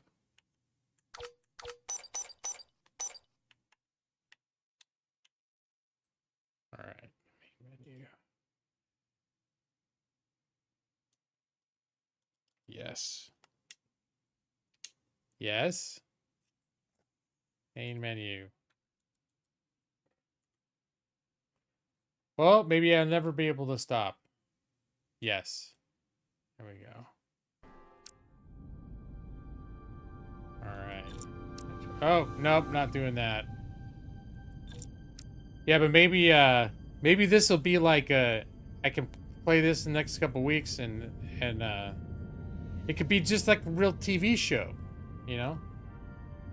where each week you get to see a new episode of the newest season of Star Trek. I haven't decided yet. I'm probably gonna have one of my pre-made. I have these.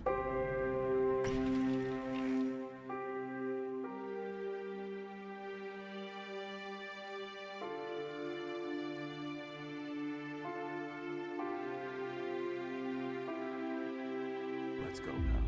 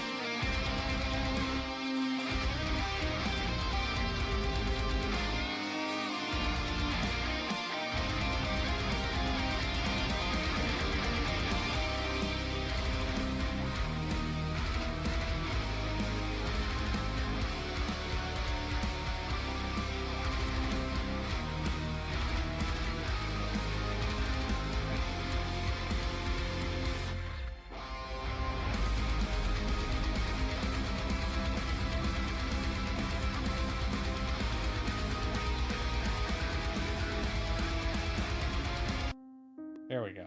Why did I go to the break screen? I think the, is that on the...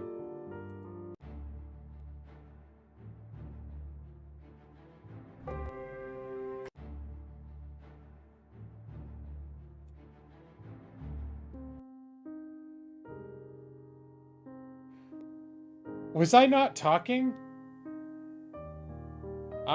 Because my break screen doesn't have a mic.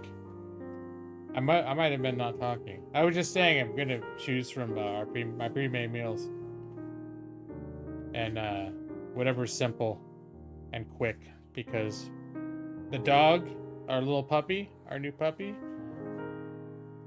she sleeps in the living room. That's where her pen is that we're keeping her in, and right now someone's got to sleep like next to the pen with her, and we've been taking turns.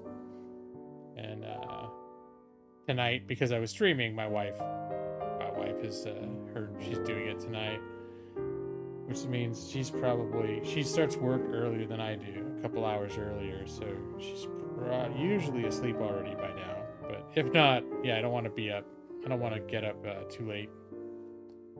And so when I finish streaming around 12 and I'm hungry, like sometimes I'm screwing around in the kitchen till like 12:30. That's not gonna fly tonight. Because usually, you know, she's in a whole other room sleeping in it, and she doesn't have to hear me banging around. But yeah, and then like the other night I slept out there. I was thinking probably need to go out to the garage and drag up our camping beds, our little inflatable camping beds, because sleeping on the carpet next to the dog bed, next to the little dog pen, that was a little bit sore in the morning. You say that, not the most comfortable, but it's kind of cool. I lay there. Dog falls asleep real easy. It's just that we need to be there in case she wakes up, or she needs to use if she's trying to signal that she needs to go out to use the restroom. We want to be receptive for that at any point, because we're still potty training her. It's very important to us that she learns to pee and poo outside eventually. Dog food. Oh, Hugh, yeah. Too old for laying on the ground? Yeah. Well, Amanda's like, oh, it's so good. The firm surface is so good for, you know, like I barely had any back pain. I'm like, I don't know what you're talking about. I woke up, like all of my joints that were laying against the hard ground were hurting when I got up. They were sore. It wasn't terrible, but not ideal. Nick, did you see the puppy pictures? Because I know, you know, you can't imagine the dog very well if I just describe it to you. But we got the puppy this week. It was a totally sort of spontaneous puppy acquisition. Oh yeah, you've been here all night. And has anyone not seen the puppy pics? Jeff, did you see the puppy pics?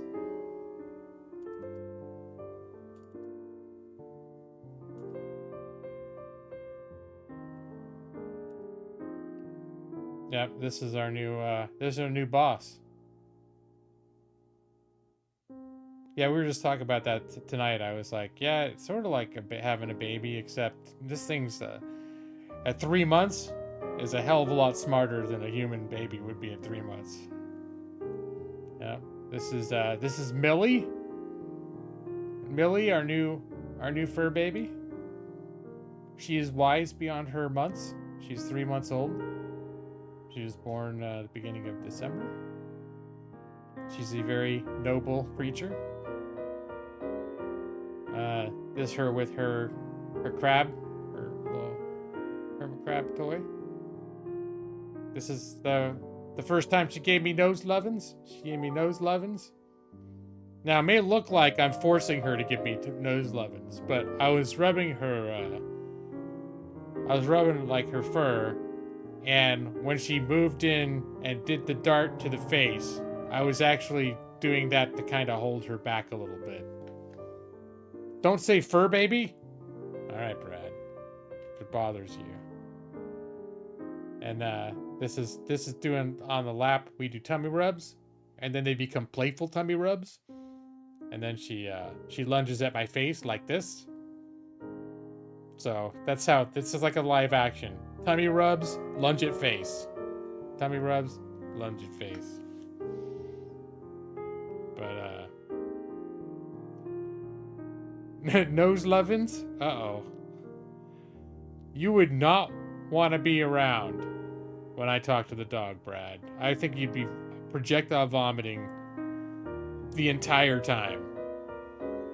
And this was me at work. Speaking of work, Jeff, I work from home, so this was me at work earlier today, or at least that was my foot at work earlier today, and that was her. Just crashing out, but has to have a couple paws or something on my touching me. It's kind of sweet, but yeah. That's nose lovin's, Brad. Some nose lovin's. There's some beard lovin's, some nose lovin's, some tummy lovin's, all the lovin's. All right. And she provides the answer to the age-old question. Who is a good girl? It's Millie girl, Brad. Millie's a good girl. So, all right. But I kept that under control. I didn't spend an hour. Even at the beginning, I didn't spend an hour showing dog pictures and talking about my dog, even though that dog has completely defined my life since she showed up at her house 4 days ago.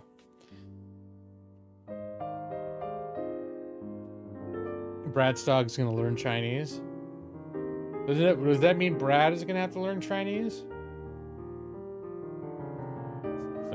So we'll see about that. But yeah, Brad, that's funny because yeah, Brad was the one that was talking last week in his stream about how they're getting a dog. And we've been wanting a dog for a long time, but it was not on our radar. We sort of decided that was on hold until we could get a house. Still a possibility.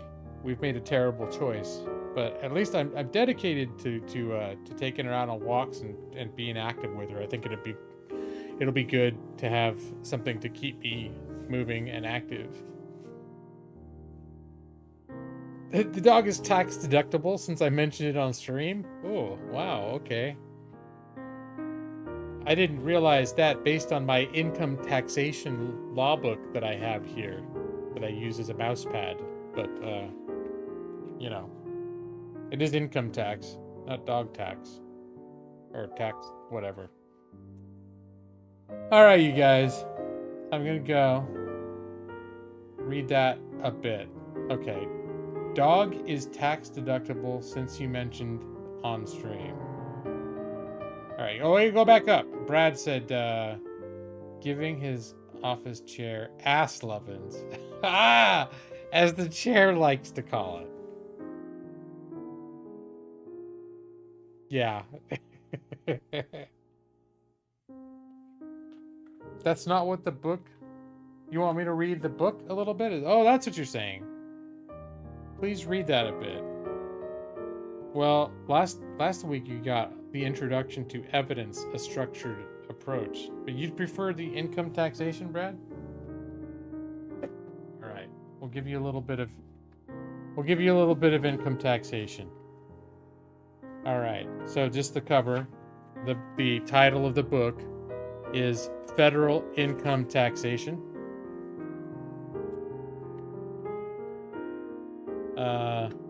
It's the 14th edition. It is co-written by three professors, William Klein, Joseph Bankman, and Daniel N. Shaviro. One is from UCLA, one is from Stanford, and one is from New York University School of Law. No, won't tell you anything about state. It's federal income taxation only, Brad. Yeah, that's true. That's true. It would get very granular if you start doing the state local levels. All right. So, wow, there's a lot. Even the table of contents is like 10 pages long.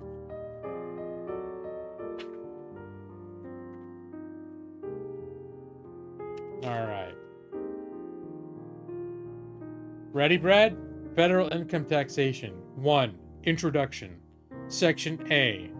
The importance of income taxes. Subsection 1. Some data. As you can see from Table 1, the budget for fiscal year 2006 historical tables available now, or available at www.gpoaccess.gpo.gov US budget.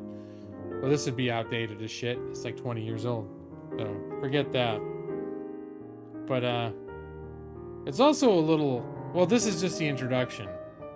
But if the rest of the textbook was like having you rely on tables that you had to look up on the internet, that'd be some pretty shoddy work. So far we're one sentence in the introduction. I'm already not impressed. Oh, they're just citing to it though. Okay, so for 2006, income taxes, corporate and individual, were expected to produce 55% of total federal revenues. If one removes social insurance taxes and contributions and looks only at the so-called general revenues, income taxes are 87% of the total. Income taxes are also an important source of revenue for state governments. In 2002, a total of $533 billion in tax collections at this level, the individual income tax produced 34.7%, and the corporate income tax produced 4.9%. Nearly all individuals will at some time file a tax return. In 2004, approximately 133 million tax returns were filed, and over half of these were joint returns of husbands and wives. In 2004, about 1/3 of tax returns reported income low enough that no tax was due. A surprisingly high percentage of total tax incomes from those in the upper income bracket. In 2002, individuals filing tax returns reporting incomes of $200,000 or more for the year had 20.5% adjusted gross income reported on all returns and paid 40.7% of total individual income taxes. Are you... No, I'm not going to ruin the ending. You think there's some biases already? Do these assholes realize how low your income tax has to be to owe no taxes? Well,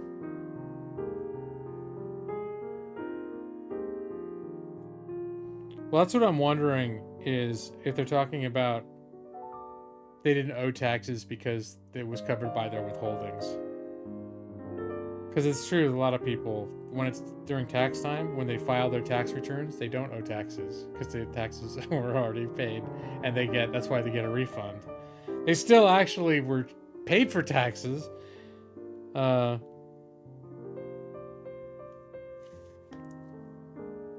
Reported income low enough that no taxes due. But unless they're literally saying, it sounds like they might have been saying that.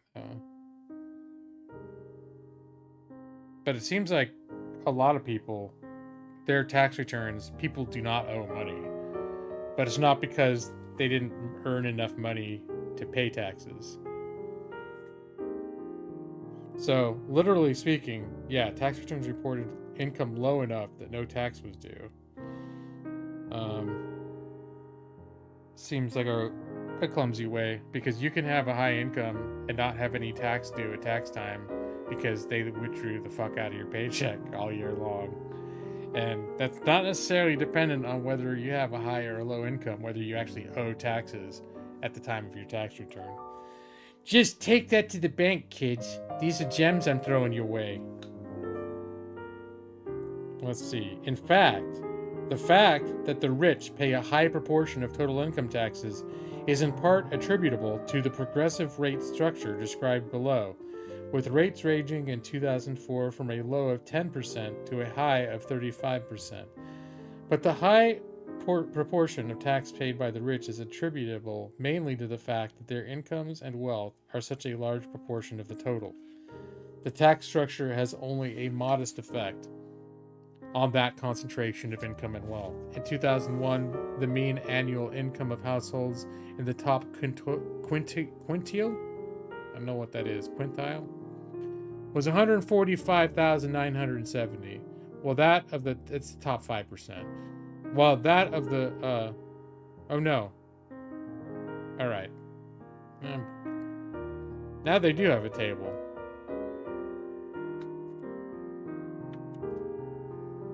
Well, you get the idea. Oh, wait. There's a history of income taxation. That could be fun. You want to hear the history of income taxation?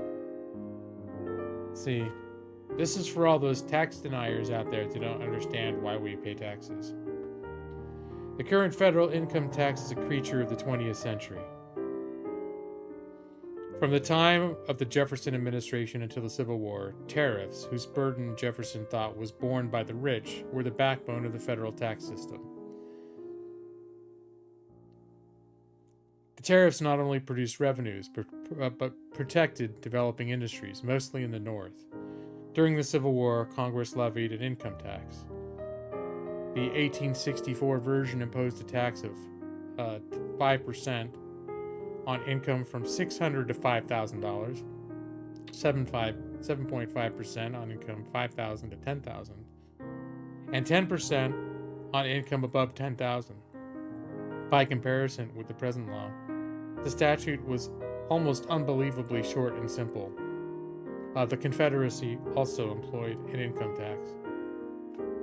After the Civil War, the federal income tax was repealed, and tariffs again became a basic source of federal revenue, supplemented by excises on tobacco and liquor.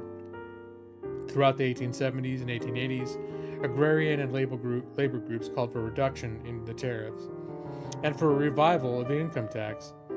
Leading the opposition were Eastern businessmen, for whom the income tax meant, this in quotations, confiscation, spoliation, and communism. Throughout this period, the Republican Party was able to hold the fort, but the task became more difficult as the Democratic Party gradually emerged from its handicap as the party of secession and finally became impossible when the populist movement gained strength from the Panic of 1893. All right, you want to get into the law, Brad? All right, That's good. Well, it starts with a section on theory and policy. Do you like that, or do you just want to get straight into the case law? I mean, theory and policy begins with a section called "Why," and then in quotation, "income?" question mark. But that's more, you know, still contextual. No, it's not law. No, you're right.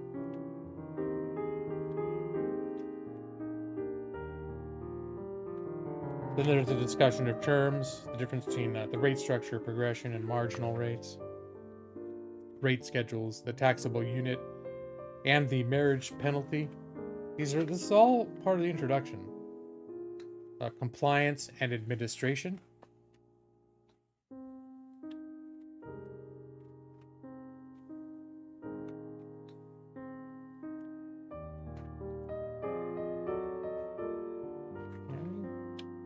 Here, let's get to the case law.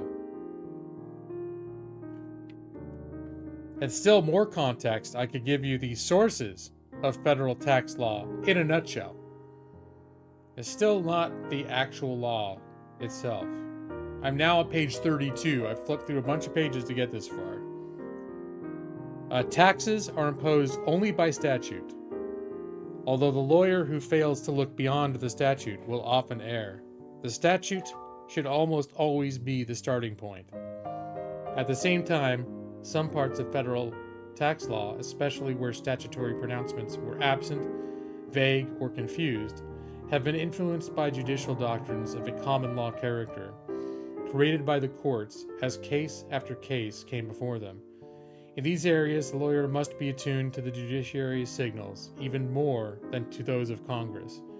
Moreover, the detail of the statute is often deceptive, since the courts may exercise their traditional power to disregard form for substance, and to hold that an arrangement that complies with the literal terms of the statute is not within its spirit, just as a deed absolute on its face may be shown to be on a mortgage. One of the fascinations of federal tax law is the interplay between the detail of a statute and the creative spirit of the courts. And even the tax attorney who cannot pause to enjoy this interplay must understand it to survive. This is riveting. Oh, not interested. Okay, sorry, I just saw that, Brad. All right, let's continue. Chapter 2, some characteristics of income. All right, this is law. What is income? What is income? Under federal income tax, the short answer is whatever the Internal Revenue Code is authoritatively and constitutionally interpreted to say that it is. Some aspects of how tax law defines income resist any more abstract explanation. For example, no simple conception of income could yield the results that interest earned on municipal bonds, unlike other interest, is excludable, or that medical expenses are deductible to the extent that they exceed 7.5% of a statutory term of art, adjusted for gross income. Nonetheless, Brad, the general import of the term income has considerable legal significance. For example, the Internal Revenue Code defines gross income through the, at first glance, inscrutable circular statement that it, quote, means all income from whatever source derived. That's from section 61A. In addition, both courts and the Internal Revenue Service, in some cases with explicit statutory encouragement, may regard accurate measurement of income as among the principles that should guide interpretive and interstitial decisions when there is no persuasive authority on point. Here we go, get into the law, Brad. Here we go. An early Supreme Court decision, Eisner versus McComber. That was 252 U.S. 189, 207, 1920, infra page 194. Drew on contemporary dictionaries to define income as, quote, the gain derived from capital, from labor, or from both combined. As we will see, this is a narrow definition. For example, it excludes windfalls, so that a person who works to earn money is taxed on it, while a person who stumbles across the same amount lying in the street would not be. One could criticize this narrowness as producing unfairness, because people with similar ability to pay are not taxed similarly, or inefficiency, because some kinds of gain-producing activities are favored over others. In any event, it proved unworkable, and by 1955 the Supreme Court had concluded instead that, quote, Congress applied no limitations as to the source of taxable receipts, nor restrictive labels as to their nature. That was from the case Commissioner versus Glenshaw Glass from 1955.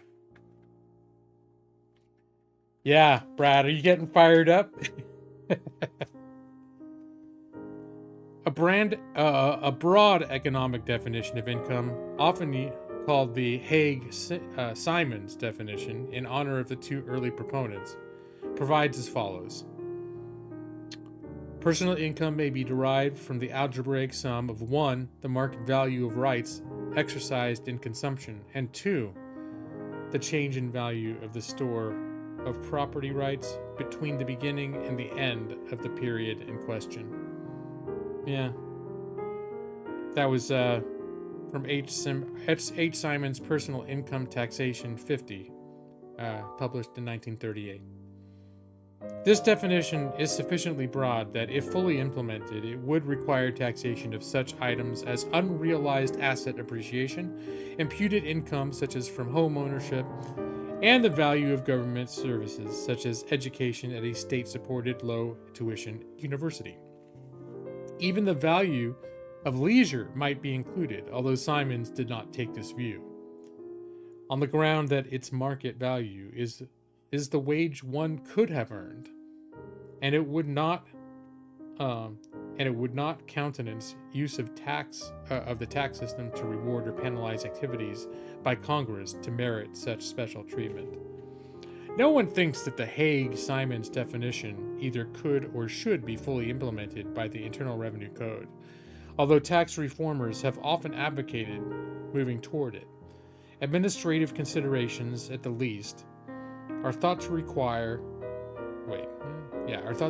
relying most of the time on observable market transactions, such as the actual sale of an asset, not just the appreciation, or the actual earning of a wage. In practice, therefore, the underlying income definition to which people appeal inevitably has an important accounting element. It emphasizes observable inflows and outflows of cash and other valuable assets, typically making the key question how a given inflow or outflow should be accounted for. Should the item be included or deducted at all, rather than ignored? Should the inclusion or deduction occur now or later? What do you think, Brad? Now or later?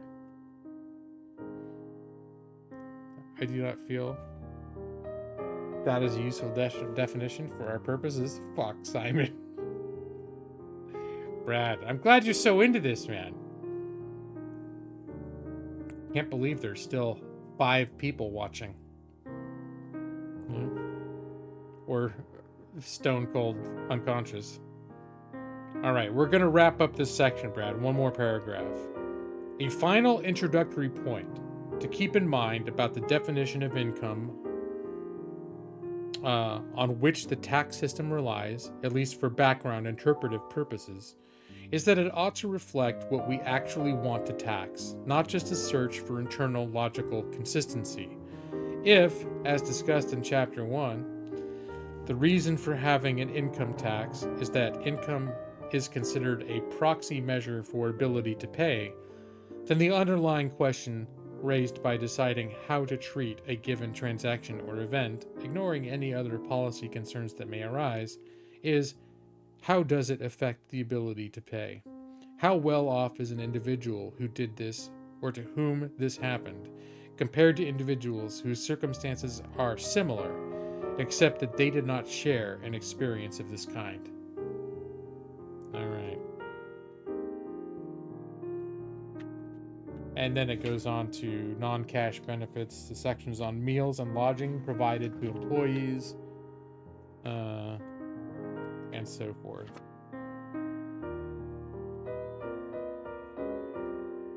All right. And then later we're getting into some actual cases written verbatim. Bengalia versus Commissioner from 1937. We could read the Supreme Court decision verbatim, because that's what law books are. Is mostly the setup. They give you some context, and then you actually read the primary sources, which are the actual case laws. You're going to need some full cases to really understand, Brad. All right, so this is Bengalia versus Commissioner. It's 36 BTA 138, 1937. Finding of facts is her first section of any case. Finding of facts. The petitioners are husband and wife residing in Honolulu, Hawaii, where they filed joint income tax returns for 1933 and 1934. The petitioner has, since 1926, and including his tax years in question, been employed as the manager in full charge of several hotels in Honolulu, owned and operated by Hawaiian Hotels Ltd., a corporation of Hawaii, consisting of the Royal Hawaiian, the Manoa and Bungalows, and the Wailea Golf Club. These are large resort hotels operating on the American plan. Petitioner was constantly on duty, and for the proper performance of his duties in entirety, for the convenience of his employer, or entirely for the convenience of his employer, he and his wife occupied a suite of rooms in the Royal Hawaiian Hotel and received their meals at and from the hotel. Petitioner's salary has varied in different years, being 1 year $25,000. In 1933, it was $9,600, and in 1934, it was $11,000. These amounts were fixed without reference to his meals and lodging, and neither petitioner nor his employer ever regarded never regarded the meals and lodging as part of his compensation or accounted for them. You like those bungalows, Brad? All right. Here's the opinion written by Justice Sternhagen. The commissioner has added $7,845 each year to the petitioner's gross income as, quote, compensation received from Hawaiian Hotels Ltd., holding that this is the, quote, fair market value of rooms and meals furnished by the employer, close quote. In the deficiency notice, he cites Article 52, Regulation 77, and holds inapplicable Jones v. United States from, they don't cite the year. The deficiency notice seems to hold that the rooms and meals were not in fact supplied merely as a convenience to the hotel of the employer. From the evidence, there remains no room for doubt. The petitioner's residence at the hotel was not by way of compensation for his services, not for his personal convenience, comfort, or pleasure, but solely because he could not otherwise perform the services required of him. The evidence of both the employer and the employee show in detail what petitioner's duties were and why his residence in the hotel was necessary. His duty was continuous and required his presence at a moment's call. He had a lifelong experience in hotel management and operation in the United States, Canada, and elsewhere, and testified that the functions of the manager could not have been performed by one living outside of the hotel, especially a resort hotel such as this. The demands and requirements of guests are numerous, various, and unpredictable, and affect the meals, the rooms, the entertainment, and everything else about the hotel. The manager must be alert to all of these things day and night. He would not consider undertaking the job, and the owners of the hotel would not consider employing a manager unless he lived there. This was implicit throughout his employment. And when his compensation was changed from time to time, no mention was ever made of it. Both took it for granted. The corporation's books carried no accounting for the petitioner's meals, rooms, or service.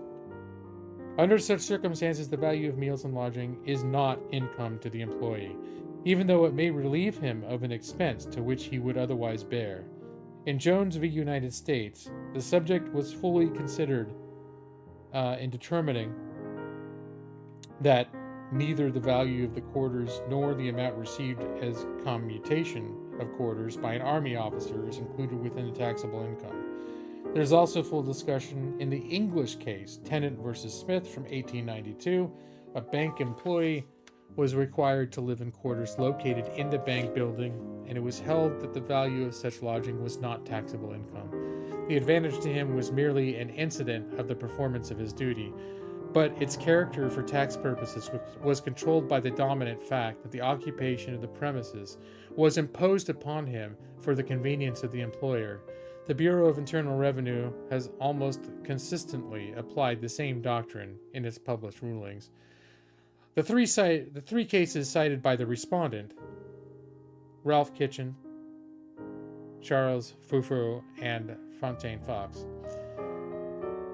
are distinguishable entirely upon the grounds that what the taxpayer received was not distinguishable entirely upon the grounds that what the taxpayer received was not shown to be primarily for the need or convenience of the employer. In fact, as in the Kitchen case, it cannot be said that as a categorical proposition of law that where an employee is fed and lodged by his employer, no part of the value of such prerequisite is income. Yeah, there you go. This is taxing? Well, I guess pineapple on a pizza in Hawaii. Maybe they brought that up. Yeah. You like this one, Brad? All right.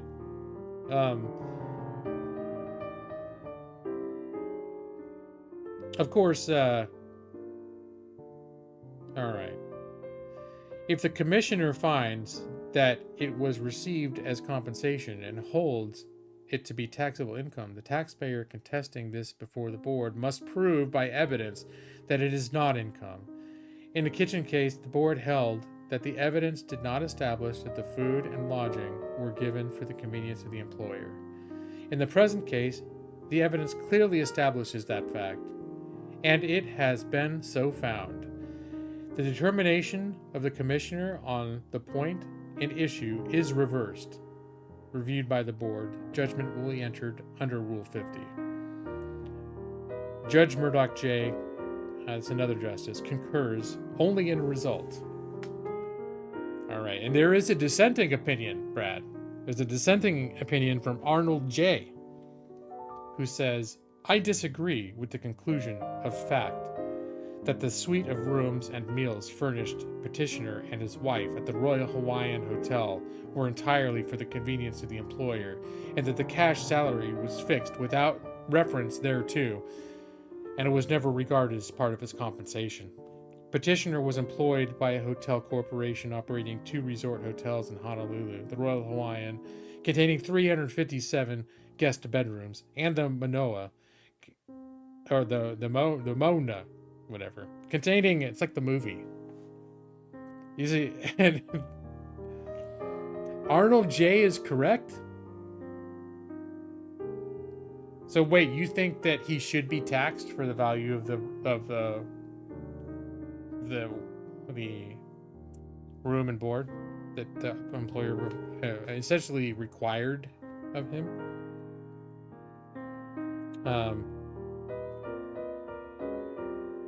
Oh no, I'm not going to do this. It's going to be another 10 minutes reading this dissenting opinion. No, the main opinion was that, like, oh no, they said they proved that that he was living there at the, like, for the pure convenience of the employer, because for him to be able to do the things that they wanted him to do, he had to be living there. He could not have done it from a remote location. Like, he couldn't have driven there and it taken a half hour to get there to take care of things. He had to be there, like, on call all the time. And Arnold J., but I think Arnold J. might agree in principle, and he may just dispute in fact, that he seems to be setting up the argument that he doesn't think that the living quarters were like not considered part of his income. Like, that I think he seems to be setting up the argument that that they would have been considering the value of those things as part of his compensation package. and that his actual cash income was adjusted for the fact that he did not have to pay for room and board. He didn't have to pay like rent or food bills, which, you know, that's an argument to be made. You think Arnold J. truly is a villain? He'd fit right in on the current Supreme Court. Right. Yeah. All right. Well, Brad, now it's almost midnight. I've been reading a law book to you for about 40 minutes. So I hope that was satisfying for you, Brad. Who knows? Maybe next week after the next episode of Star Trek, I'll finish that dissenting opinion for you. You got it, Brad. I'm glad you enjoyed it. Of course, I've got 20 other law books, and each one of them has lots of case law in it. So, you know, we can it could be a weekly thing, you know. We decide which you know, got tort law. That's I know it sounds delicious, but there's a lot of case law around torts, you know? All right. Now I'm gonna stop. It's gonna be abrupt. It's gonna be abrupt now. All right, just lights off. Where is it? Lights off. There, lights off. Going straight to the creepy lullaby. Go to sleep and good night. Your eyes are getting so heavy. Go to sleep now, Brad Pritchard, Nixie, Eva Toilet Thread, Jeff Harbaugh. Go to sleep, and whoever else is lurking, I'll be waiting for you in your dreams. I think Joss is here. Just in case, I'll say Joss. Good night to Joss. He hadn't been here for a little while, but I still believe he's going to come back someday.